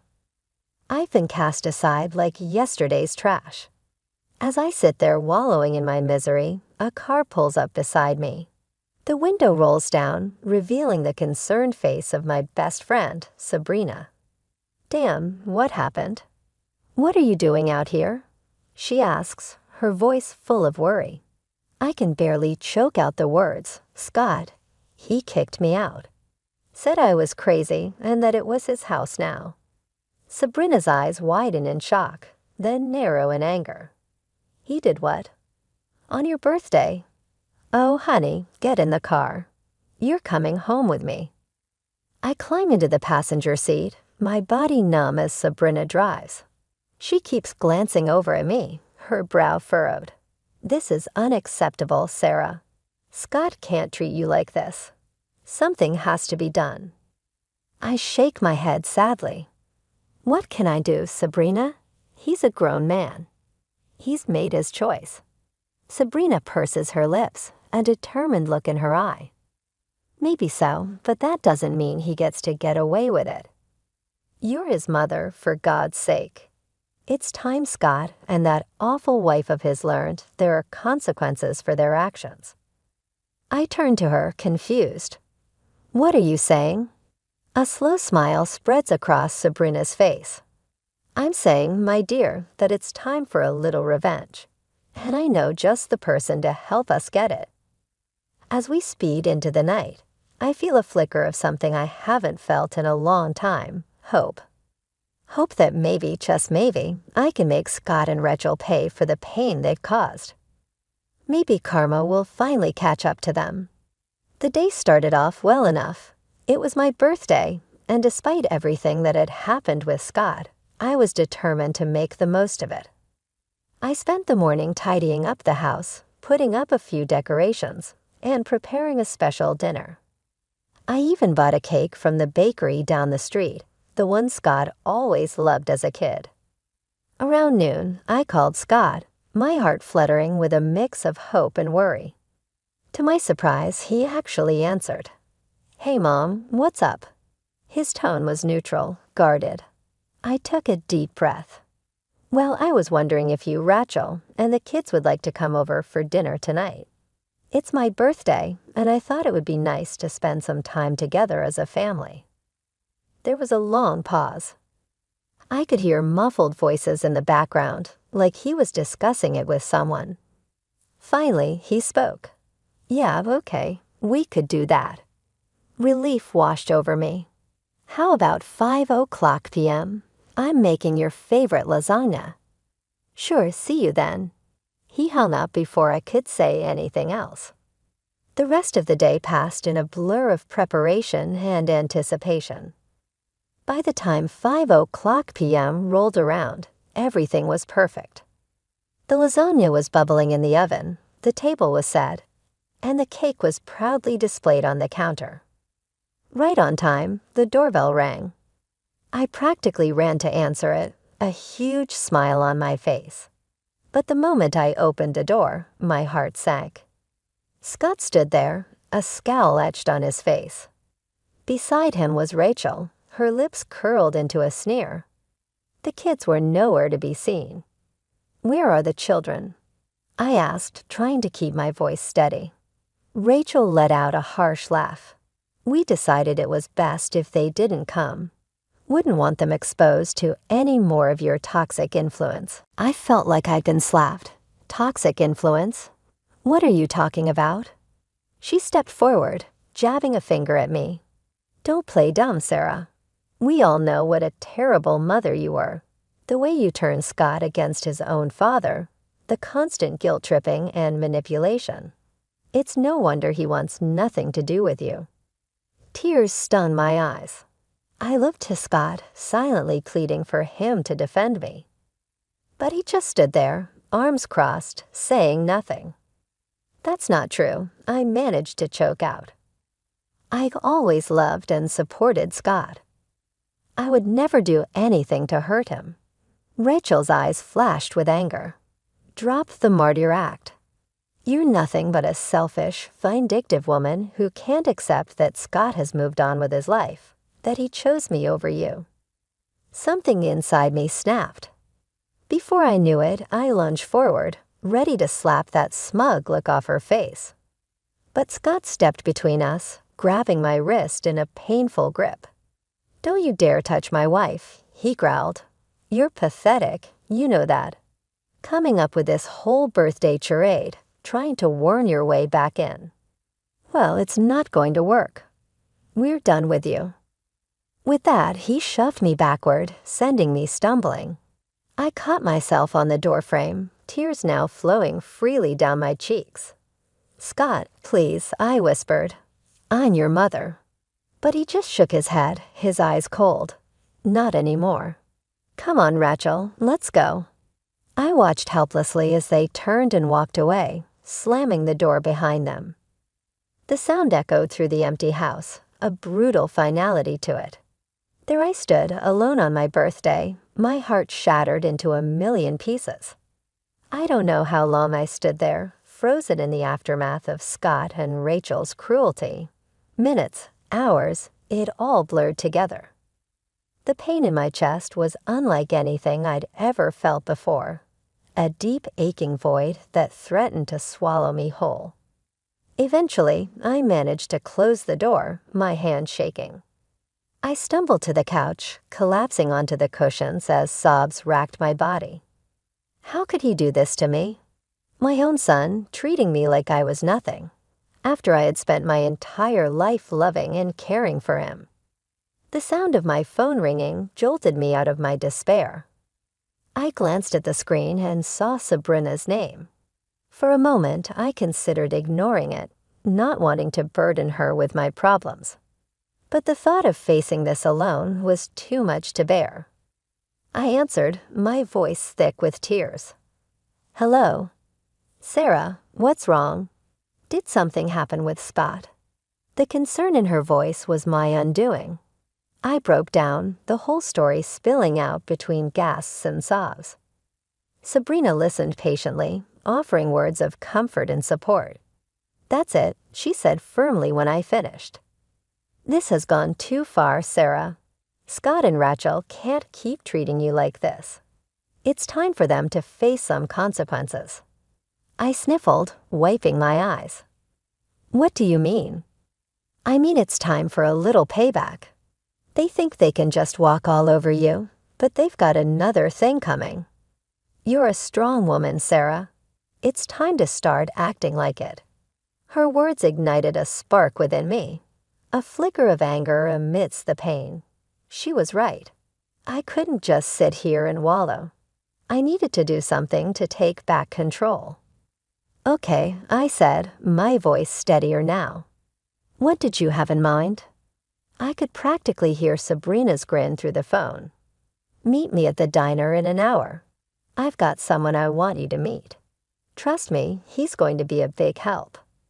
An hour later, I was sitting across from Sabrina in a booth at the local diner. She had a mischievous glint in her eye as she sipped her coffee. "So who is this mystery person?" I asked, curiosity getting the better of me. As if on cue, the bell above the door jingled. Sabrina waved at someone behind me. There he is now. I turned, my eyes widening as a tall, broad-shouldered man approached our table. He had a rugged look about him, like someone who had seen his fair share of trouble. "Sarah, meet my brother James," Sabrina said, gesturing for him to sit. James nodded at me, his gaze assessing. "Sabrina filled me in on your situation. I'm sorry to hear about what your son and his wife did." "That's rough," I shrugged, trying to appear nonchalant even as the pain twisted in my gut. "It is what it is, but Sabrina seems to think you can help." He leaned forward, his elbows on the table. "I can. In my line of work, I've learned that everyone has secrets, skeletons in their closet. And from what Sabrina's told me, I'm betting your daughter-in-law has more than a few." A tingle of anticipation ran down my spine. "What are you saying?" James smiled, slow and dangerous. "I'm saying let me dig into Rachel's past. If there's dirt to be found, I'll find it. And once we have that information, well, let's just say karma has a way of coming back around." I sat back, my mind spinning with possibilities. Could this really work? Could I finally make Scott and Rachel pay for what they had done? Looking into James's confident eyes, I made my decision. "I'm in.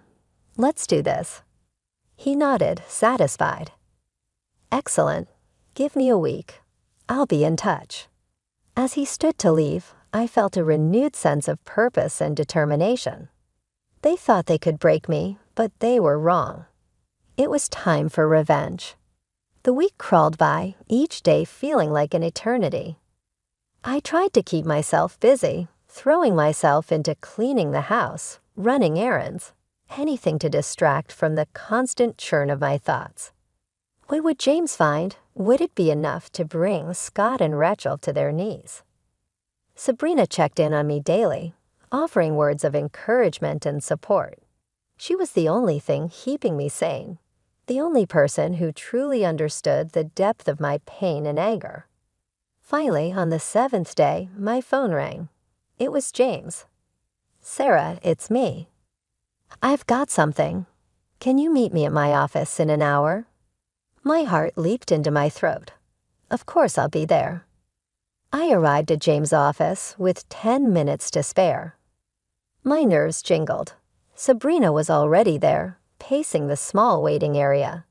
She gave me a tight hug when I entered. "Are you ready for this?" she asked, searching my face. I nodded, steeling myself. As ready as I'll ever be. James emerged from his office with a grim expression on his face. "Come on in, ladies." We settled into the chairs opposite his desk, the air thick with tension. James opened a manila folder, spreading out a series of documents and photographs. So I did some digging into Rachel's background. He began again, tapping the papers. "And let me tell you, this woman is no saint." He slid a document towards me. "First off, she has a criminal record, embezzlement from her previous job. She managed to avoid jail time, but it wasn't pretty." I stared at the paper, a mugshot of Rachel staring back at me. She looked younger, but those cold eyes were unmistakable. "But that's not all," James continued, his voice grave. "I also found out that she's a person of interest in the death of her ex-boyfriend." Sabrina gasped, and I felt like I'd been punched in the gut. "What do you mean?" I managed to ask, my voice shaking. James handed me a newspaper clipping. 3 years ago, her ex was found dead under mysterious circumstances. The police suspected foul play, but could never prove anything. Rachel was the last person to see him alive. I scanned the article, my eyes catching on phrases like suspicious death and ongoing investigation. My mind reeled, trying to reconcile this information with the woman my son had married. "So what does this mean?" Sabrina asked, voicing the question I couldn't. James leaned back in his chair, steepling his fingers. "It means we have leverage. It means that if this information were to come to light, Rachel's life as she knows it would be over, her reputation, her marriage, everything." A flicker of hope ignited in my chest. "So what do we do now?" A slow smile spread across James's face. "Now we use it. We let Rachel know that we have this information, and if she doesn't want it to go public, she needs to convince Scott to make things right with you." Sabrina nodded, her eyes gleaming. "And if she refuses?" James shrugged. "Then we go to the police. We let them reopen the investigation into her ex's death. One way or another, Rachel will face the consequences of her actions." I sat there, stunned, trying to process it all. Could it really be this simple? Could I really make Rachel pay for what she'd done, for turning Scott against me? Looking at the determination in Sabrina's and James's faces, I felt a surge of strength. They believed in me, believed that I deserved justice. And for the first time since that awful birthday, I believed it too. "Let's do it," I said, my voice steady. "Let's make them pay." James grinned, a predatory gleam in his eye. "Excellent. Give me a day to put everything in motion." By this time tomorrow, Rachel won't know what hit her. As we left the office, Sabrina squeezed my hand. "You're doing the right thing, Sarah. Don't ever doubt that."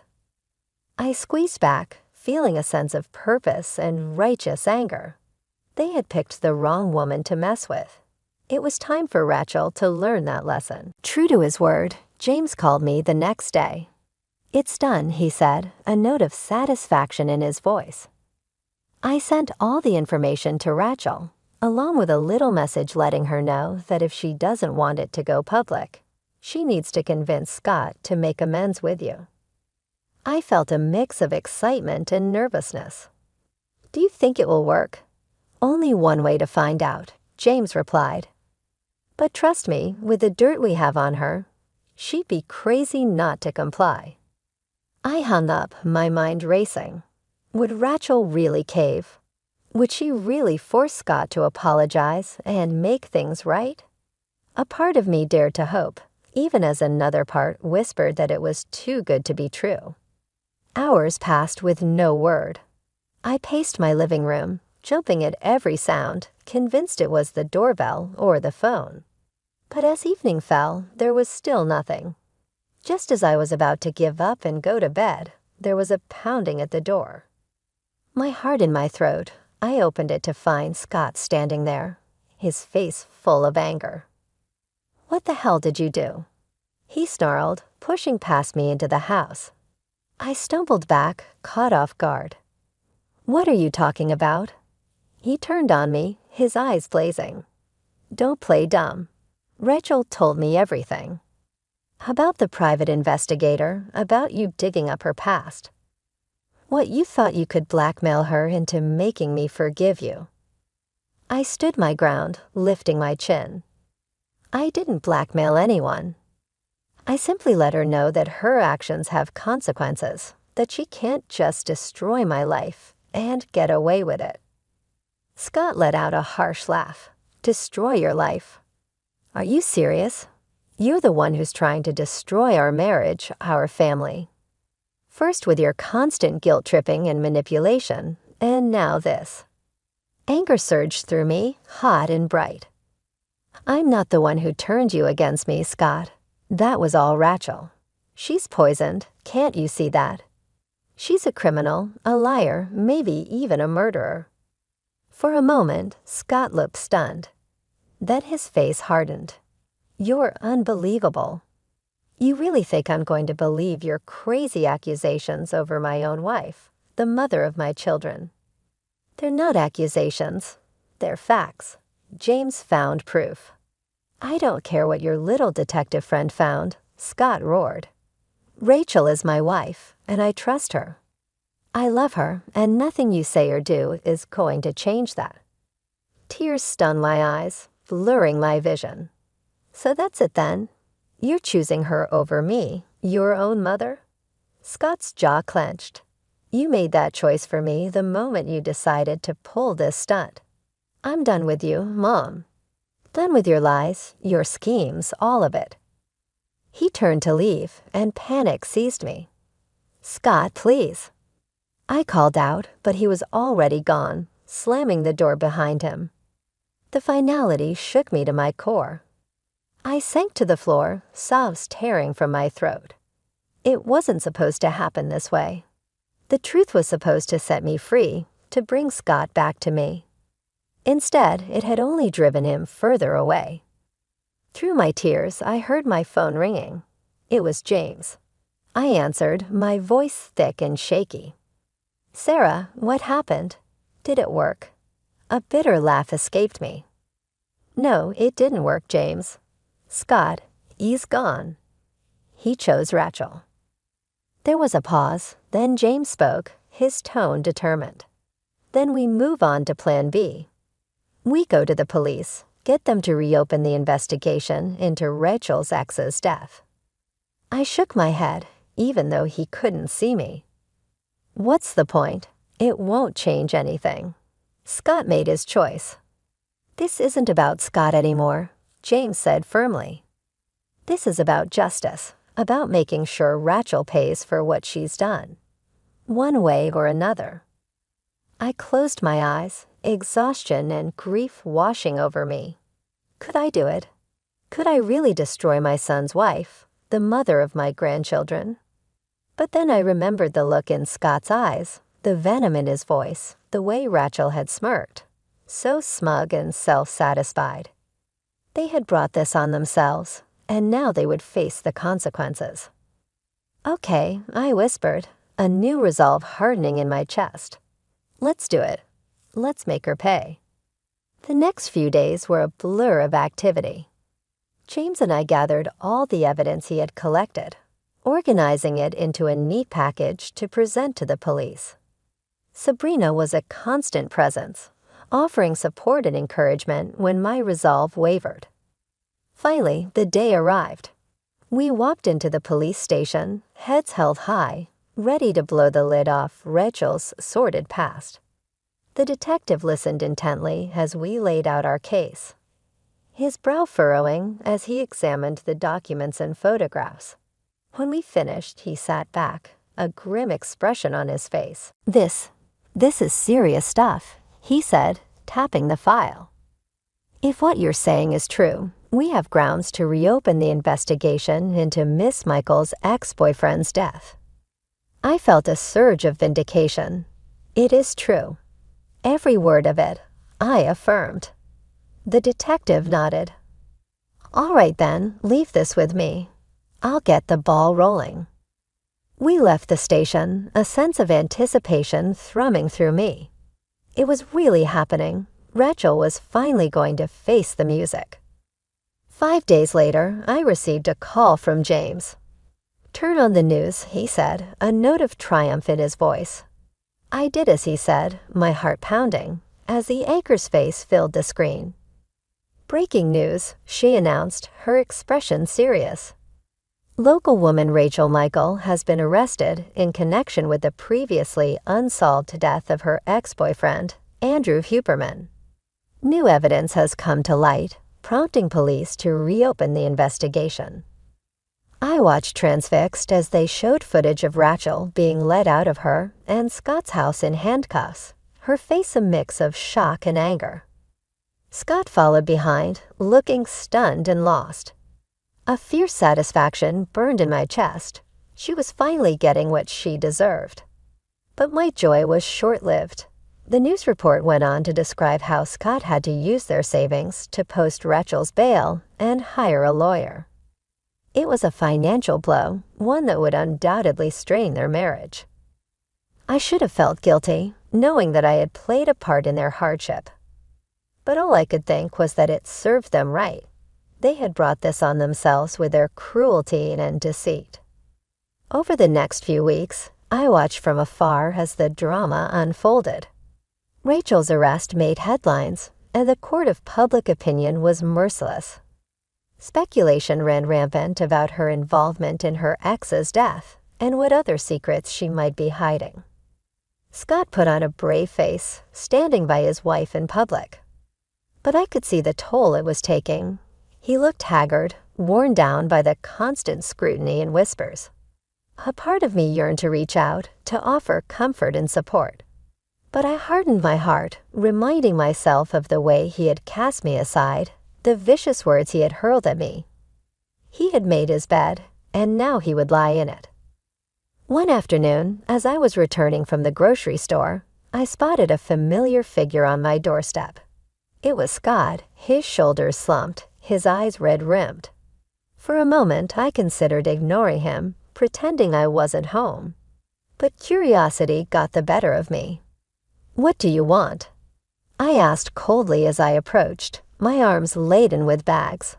Scott looked up, his expression a mix of exhaustion and desperation. "Mom, I need your help." I raised an eyebrow. "Oh, now you need my help. What happened to me and my schemes?" He flinched as if I'd struck him. I know, he said. "I said some awful things. But this is bigger than that. Rachel's in real trouble, Mom. The evidence against her, it's bad."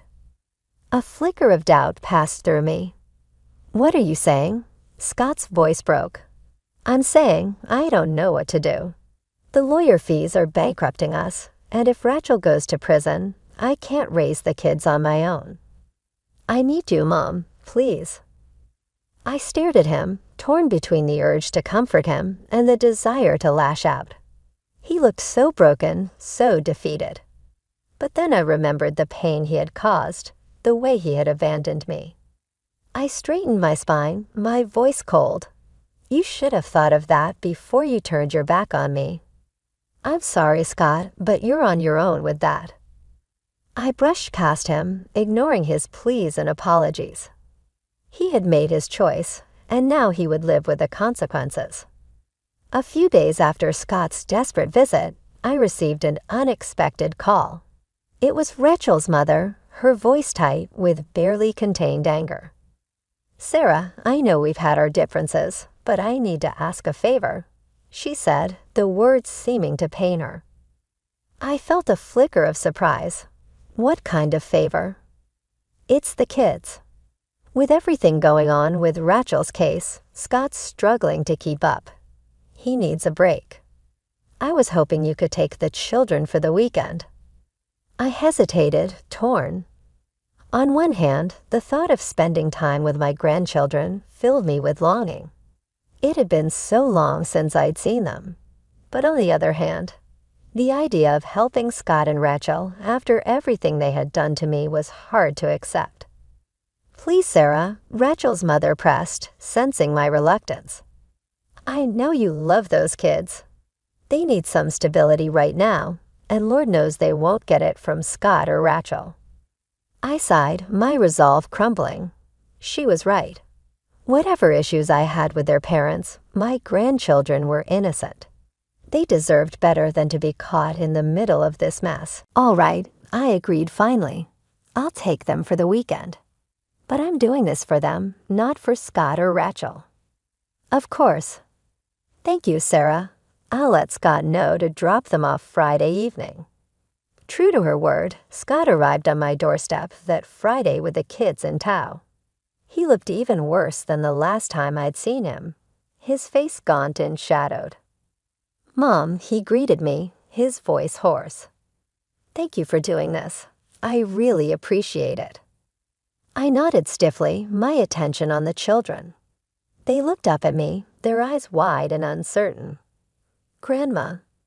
My granddaughter cried, breaking into a smile. She rushed forward, wrapping her little arms around my waist. I hugged her back, blinking back sudden tears. "Hello, sweetheart. I've missed you." My grandson was more reserved, hovering by Scott's side. I knelt down, opening my arms. "Come here, buddy. It's okay." Slowly, he stepped into my embrace, his small body trembling. My heart ached for him, for both of them. Scott cleared his throat. "I'll pick them up Sunday evening. If anything comes up, just give me a call." I straightened, meeting his gaze coolly. "We'll be fine." With a final nod, he left, leaving me alone with the kids. I took a deep breath, forcing a smile. Who wants pizza for dinner?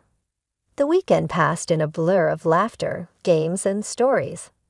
For a little while, I was able to forget the drama and heartache, lost in the simple joy of being with my grandchildren. But all too soon, it was over.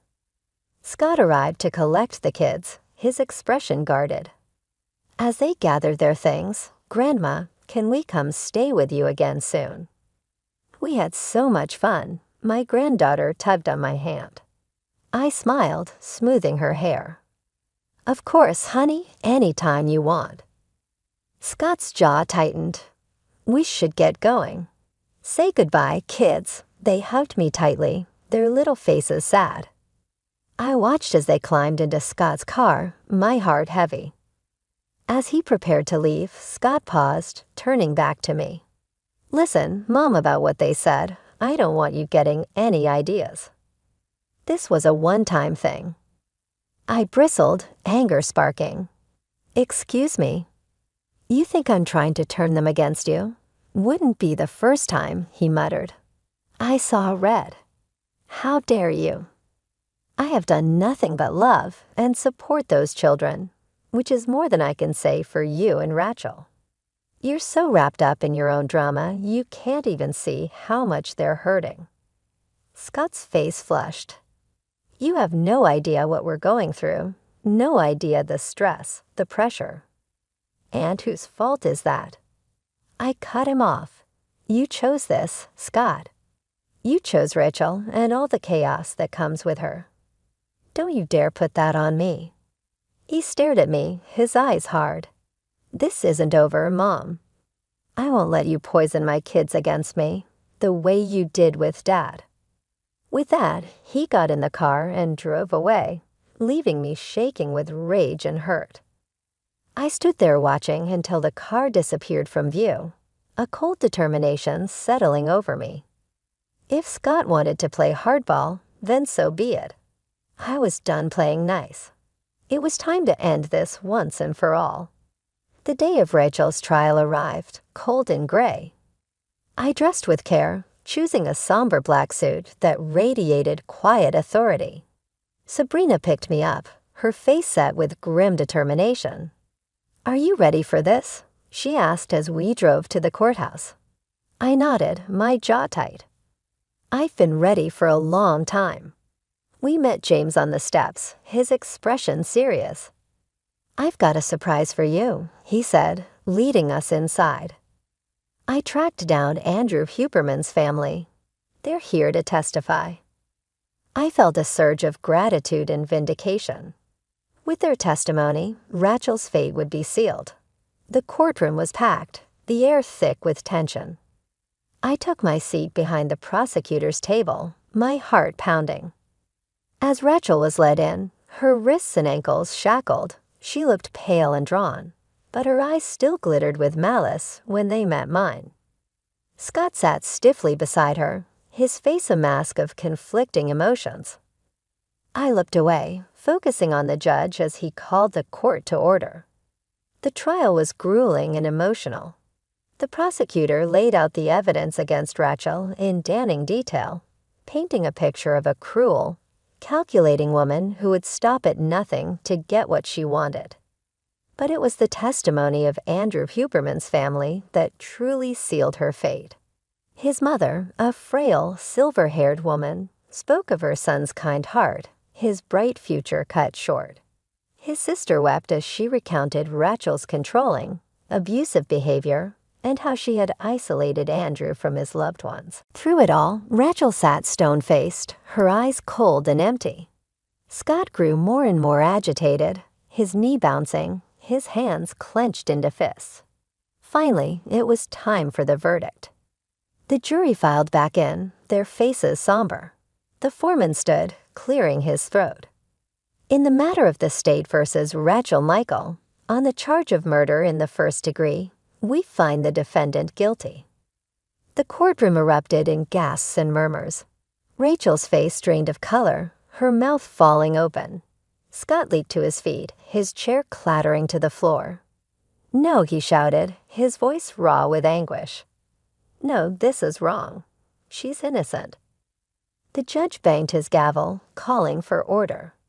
"Mr. Michael, control yourself, or I will have you removed from this courtroom." Scott subsided, collapsing back into his seat, his head in his hands. Rachel turned to him, her expression desperate. "Scott, do something. You can't let them do this to me." But Scott wouldn't look at her, his shoulders shaking with silent sobs. The bailiff stepped forward, preparing to lead Rachel away. I watched with a strange mix of emotions swirling within me. Triumph, yes, but also a hollow sort of sadness.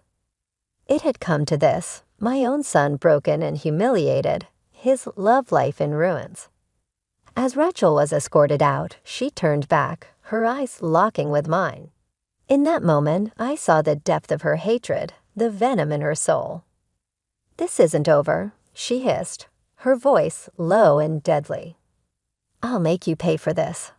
I swear it." I met her gaze steadily, unflinching. "You've already paid, Rachel. You made your choices, and now you'll face the consequences. Goodbye." With that, I turned and walked out, my head held high. It was over. Justice had been served. But even as relief washed over me, I couldn't shake the lingering unease. Scott's anguished face haunted me. Had I gone too far? Had my quest for vengeance blinded me to the collateral damage? I shook my head, pushing the doubts aside. No, Scott had made his bed, and now he would lie in it. He had chosen Rachel and turned his back on me. Now he would have to live with the fallout. I stepped out into the cold, gray day, drawing my coat tighter around me. It was time to move on, to build a new life for myself. A life without Scott, without Rachel's toxic influence, a life of my own making.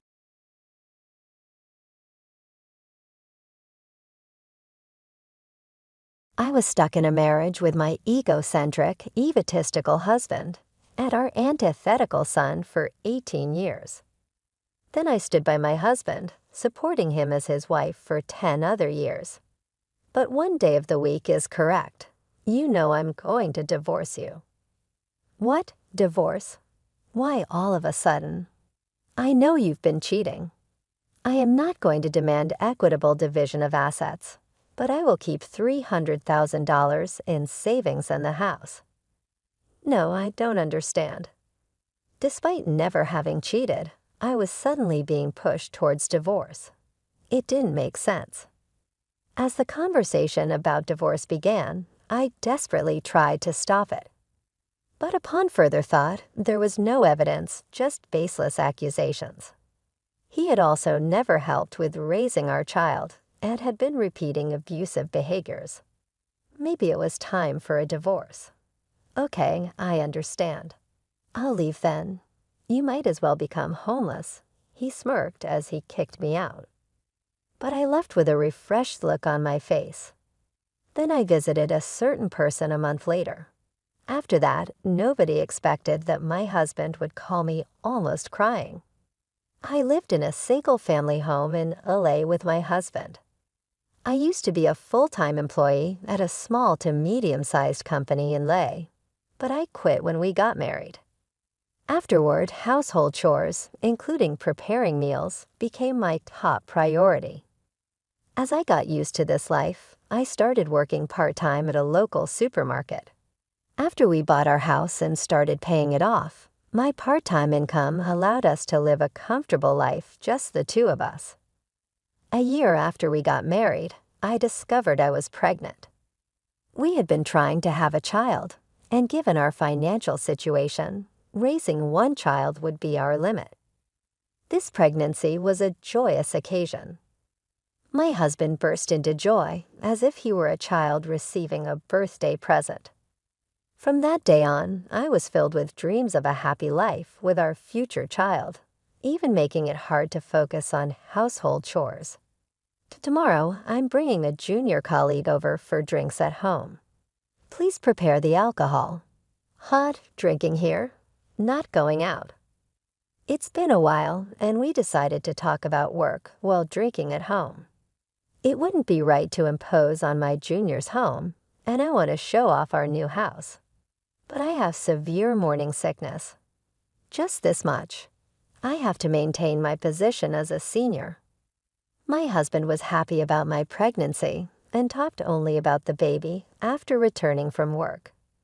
If it's a boy, I'll go to the park to play catch with him, buy him a remote control toy for his birthday, and play together in the park. And when he's bigger, I'd like to go motorcycling with him. Every day, he was full of talk about our future child, but his consideration for me was minimal. If he was so excited about the child, he could be a bit more considerate of me as a pregnant woman. To ensure that my beloved child is born healthy, I need to maintain a proper lifestyle during pregnancy. He has many female friends, some of whom are pregnant. He must have heard various things from them. Now that I was in the toughest phase of morning sickness, he should have considered having colleagues over for drinks at home would be a burden on me. Of course, I understand his position at the company, but still, I guess I had accepted that at the time. Hey, we're out of alcohol. Oh, it's getting late, and it's not right for your wife. We should be leaving soon. We're off tomorrow, so we'll drink until morning. Come on, everyone has plans tomorrow. Maybe it's time for them all to leave. Shut up. Just do as your husband says. Since we're running low on alcohol, go get some more. Not again. I had seen that at our wedding after party. When he drinks, he becomes a domineering husband. When we were dating, I didn't drink much, so we hardly went out for drinks. At that time, I thought he was a considerate man. But it turns out he changes when he drinks. After we got married, he completely looked down on me and bossed me around, which was shocking. But as long as we controlled the amount of alcohol, it should be fine. Usually, he acts without thinking ahead, but he was kind to me, so I didn't think it was much of a problem. But I never expected the domineering husband to emerge during this tough phase of morning sickness. It was completely unexpected, but now that it had come to this, there was no stopping it. What a troublesome situation. I'm suffering from morning sickness, and it's usually my bedtime, so I just want to go to sleep quickly. I haven't even taken a bath yet, and with people around, I can't relax. I felt sorry for the juniors who looked ready to leave, but since my senior husband wouldn't let them, they couldn't just leave on their own. As I reluctantly got up to get the alcohol as my husband had instructed, one considerate junior offered to go instead. "I'll go so you can rest." Huh, but I can't let a guest do that. My wife gave birth last year, so I understand what pregnant women go through. Sorry for keeping you up so late. Since my husband had talked about my pregnancy at his company, the junior was considerate of me as a pregnant woman. It surprised me that a younger person could be so considerate while my husband was drunk to this extent. I was embarrassed by my own husband, but I decided to accept the junior's kind offer. After about 10 minutes, the junior returned with more alcohol, smiled at me, and headed straight to the living room. About an hour later, he kept giving my husband strong drinks, and soon he fell asleep in the living room. Taking advantage of this, I apologized to the juniors for keeping them up late and asked them to leave. Then I went to bed by myself. Perhaps because of the morning sickness and staying up late, I was struck by a severe headache the following day. However, my husband, completely hungover, woke up around noon and was noisy about wanting soup made for him because he had a headache. The morning sickness hadn't subsided yet, and I really wasn't in a state to be looking after a hungover husband. But I didn't want to complain about his bad mood while hungover, so I forced my weary body to make some simple soup and quickly finished up the housework. Here's the soup. Eat it before it cools. Yeah, and draw a bath for me too. I feel gross. Since I didn't bathe yesterday, okay. If those days had continued daily, I might have reached my limit. But my husband became busier with work, so my burden didn't increase. Especially after that, while I still did the housework and cooking as before, the memory of that drinking session was vividly etched in my brain. So life until birth wasn't that tough. Then I gave birth to a healthy baby boy. He weighed 8.5 pounds, a big boy. He looked a lot like my husband around the eyes, and his large body resembled my tall husband. I wondered if he might grow up to be a man who thinks only of himself. But I was so happy that I cried when my husband first held our son. He was so moved that he was at a loss for words, and seeing him like that made me smile broadly. At that time, I had forgotten all about his bad traits, and all I could think about was the happy life that the three of us would start together. "Hey, can you start sleeping downstairs from today? The baby's crying at night is loud, and it wakes me up." "Huh? Sleep on the first floor? But that room is used as a storage room." "But seriously, it's so noisy." "It's fine if you can calm the crying, but sometimes it lasts over an hour. It's annoying." The happy life with the three of us lasted only a week after we left the hospital. The baby's crying at night is indeed loud, but that's part of raising a child. I wouldn't let it be said that he doesn't know the first thing about raising a child. Despite nearly a year of pregnancy, it's natural for babies to cry, and it's a sign they're growing properly. There are many, many difficult things, but I had intended to raise our child together as a couple. Yet the responsibility of childcare was all pushed onto me. While saying all might be an exaggeration, to be precise, all the difficult parts of parenting were pushed onto me. My husband would eagerly do the fun things like feeding milk or playing when the baby was in a good mood. If you look only at that, you might think, what a good husband. But it's just like a selfish child who plays house and leaves all the messy chores to the parents. I was sleep deprived every night from the baby crying and had no rest because I also had to do the housework. Gradually, my dissatisfaction with my husband built up. Hey, I think it's wrong to push all the hard stuff onto me. You need to take care of the baby on weekends at least, or my physical strength won't last.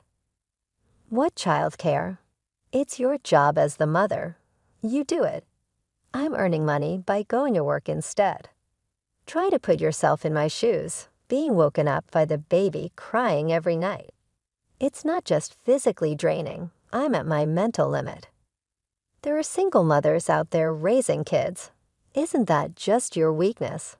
Just because there are single mothers out there doesn't mean I am the same. Should I say the same thing back? There are many men in the world who come home from work and do all the housework, look after the children on weekends, or employ a housekeeper so they can focus solely on parenting. What would he think if I said that? Not only does my husband act without thinking ahead, but he also seems incapable of considering other people's feelings. He might be tired from work, but he has weak hands-off. He comes home on time and can relax at night. But I am chased by housework and childcare from morning, and I can hardly sleep at night. Seeing my husband resting comfortably while I am going through such a hard time made me increasingly irritable. But being a mother means that maternal instincts naturally develop to match the situation. After realizing that my husband was not cooperative in parenting, I gradually became mentally stronger and decided not to rely on him for childcare.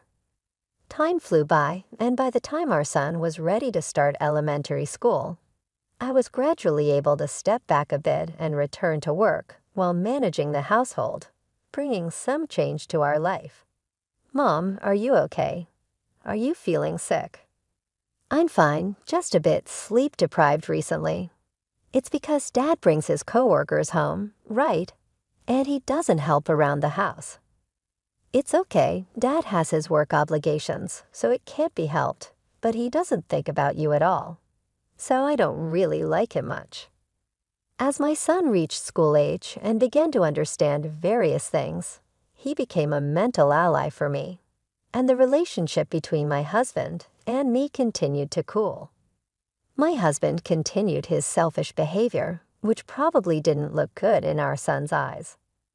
While I was pregnant, there were times when my husband talked about doing this or that with our son, but now he barely interferes with our son, and we are living a life completely opposite to the happy family life of 3 I had once dreamed of. Then my son grew up smoothly and started living alone for university. After nearly 20 years, my husband and I resumed living as just the 2 of us. It felt strange because I had talked so little with my husband since the time we lived with our son. Hey, I've been invited to an inn owned by an acquaintance. Do you want to go together next time? It sounds like a hassle. I'm not going. But they've prepared a room for 2.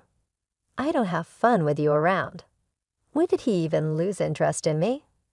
Of course, our marital life had become less intimate over the years, and my husband had completely disengaged from parenting, leading to a lack of connection between us. I thought that with the 2 of us living together again, we could slowly mend our relationship, but it seems he has no interest at all. Maybe it's pointless for me to try so hard. Yet after nearly 20 years of marriage, the thought of divorcing now seemed absurd, so I just let our life drag on. This stagnant lifestyle continued for about 8 years until one holiday when my husband was off work. Even though we were both home, it didn't mean we did anything together or went out. Usually, he would go golfing with colleagues on his days off, but that day he didn't go anywhere. We sat in silence, each of us on our phones, when suddenly, I'm giving you 1 month to move out of this house. What? You can't just spring this on me. What do you mean? You think I haven't noticed? You've been gallivanting around with another man, haven't you? What is he talking about, going around with another man? I have no such recollection. I've been working diligently, taking over the household and meals in place of my idle husband. It's outrageous to be accused of fooling around. I haven't done anything to be suspected of. What's this all about? Suddenly, my husband. I saw you having lunch with a man the other day. It's nothing but cheating, isn't it? That was just lunch with my boss. He's discussing possibly making me the manager for the next project.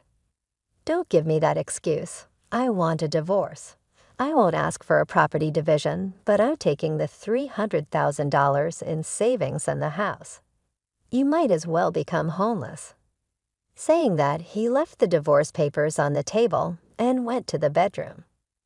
The papers already had his signature on them, and he had even placed our wedding ring on them, as if to weigh down the decision. Oh, he's serious, accusing someone of infidelity without any proof. I supported my husband through our marriage, handled parenting alone, and continued to support him even after our son left home. If this is the outcome, I'm ready to accept it with anger and a sense of helplessness. I packed my things, took the divorce papers, and went to the law office to submit them. Afterwards, I contacted my son to head to his place. I'm sorry to bother you like this. That dad, he's really messing around. Kick Mom out. Maybe he just wanted a divorce all along. But I won't stay silent about this, and there's something I'm curious about. My ex-husband had barely participated in our son's upbringing, and in this situation, my son was firmly on my side. That alone made me happy, but my son didn't seem intent on staying quiet. It's inconceivable that the divorce would end without splitting the house and savings.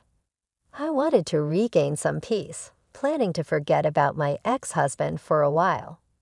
But 1 week after I started living at my son's place, he revealed a shocking truth to me. It was about a secret my ex-husband had kept. I never imagined he would hide something like this. In that moment, I felt an anger unlike anything I'd experienced in my life. Resolved to make my ex-husband pay, a month later. Hello, finally it's connected. What do you want, Dad, after all this time not calling? Now what? Where's Mom? She's with you, right? So what if she is? You're with a young woman, so it shouldn't matter, right? My ex-husband had tried contacting me multiple times, but I completely ignored him. Then he started calling my son. My son ignored him for a while too, but after incessant calls, he snapped and answered, I know everything. That you were cheating, and you kicked Mom out because of it. What are you talking about? I didn't. I suspected something fishy even before you divorced Mom. I saw you walking hand in hand with a young woman after work. I didn't have proof then, but I've looked into it now, and a lot has come to light. What? You seem to have spent quite a bit on keeping that young woman around. Do you even have any savings left? You didn't dip into them, did you? After my son's words, my ex-husband fell silent again. Since the day I moved in with my son, he had been quietly investigating my ex-husband. Apparently, my son had spotted my ex-husband walking with a woman in a busy district about 6 months ago and had been suspicious since then. At the time, my son knew our relationship was cooling and thought it might just be an outing after a night at a bar. But given recent events, he thoroughly investigated, and my ex-husband's infidelity came to light. Apparently, he had been cheating for over 5 years. Or should I say engaging in a sugar daddy arrangement? It's disgusting spending money for fake love. Well, it's rude to comment on someone's hobbies. I can't imagine his salary alone would cover such expenses. According to my son's investigation, my ex-husband had given quite expensive gifts, spending a significant amount. Whose money was that, I wonder? Naturally, it casts suspicion on the money I had contributed to our joint savings. So what's it going to be? Have you touched the savings? Of course not. Then from the $300,000 in savings, you'll pay out $200,000 for alimony. We'll divide the property, sell the house, and send half the amount. No, that can't be. If you can't do that, we'll take it to court. I have a friend who's a lawyer and will fight this thoroughly. His reaction confirms he must have been misusing our money. How audacious to kick me out after doing whatever he pleased. But it's not just me who feels that way. My son shares my sentiment. If you don't want this to get to court, I expect you to handle this sincerely. Mom probably doesn't care what happens to you anymore. But I can't just pay $200,000. Don't make me state the obvious. Property division is standard, and you're the one who brought up divorce, right? Yes, but to think that I cooked and cleaned for such a person, and even made his favorite meals, it really is pitiful. What was the point of those 28 years? But at least I have the savings I accumulated, and he will struggle because of how much he misused. I decided to give him a piece of my mind one last time and borrowed my son's phone. You were the one who misused the funds, so take responsibility. I'm really sorry. I didn't mean for things to turn out like this. I don't need your excuses, but you have your job and all that's irrelevant. Both you and that woman will suffer until you die, and I'll make sure you regret this. With that, I hung up. Afterward, he tried to contact me multiple times, but I blocked all calls and messages. I kept the email just in case we needed to communicate for any official matters. But it was a relief not to receive any more calls. Thanks for everything, and I'm sorry for the trouble. I've disliked Dad for a long time. I won't let him play around with you anymore. Thank you. I'll make sure he takes responsibility for the money, and he will see hell. My son has truly grown into a dependable person. My ex-husband had no redeeming qualities, neither as a husband nor as a father. Following this, my son and his lawyer friend helped me claim alimony, and we arranged for it to be paid in installments. I was present during the negotiations, and my son's friend spoke in a commanding tone throughout, which kept my ex-husband on edge, ensuring he wouldn't escape payment. If he tried to avoid paying, he knew he'd face stringent legal actions, and a lawsuit would only increase his expenses. I don't know the details, but in the end, his affair partner disappeared. It was indeed just about money. It's ridiculous that young women would be attracted to an older, unattractive man with a bad personality. Clearly, it was nothing but the money to think he wasted precious money and time on such things. My ex-husband was really foolish, getting deeply involved in such nonsense and ruining his life. While showing such a bad example of fatherhood might have been a good lesson for my son in the end. As for me, I continue to live with my son for now, saving all the money transferred by my ex-husband. My son has been talking about marrying his girlfriend in the future, so I can't keep imposing on him forever. I need to manage my retirement life on my own. But in the end, cutting ties with my ex-husband was truly a blessing. It also allowed me to reaffirm the bond with my son and to remove unnecessary elements from my life. At last, I hope to spend the rest of my life slowly and meaningfully with the people who are really precious to me.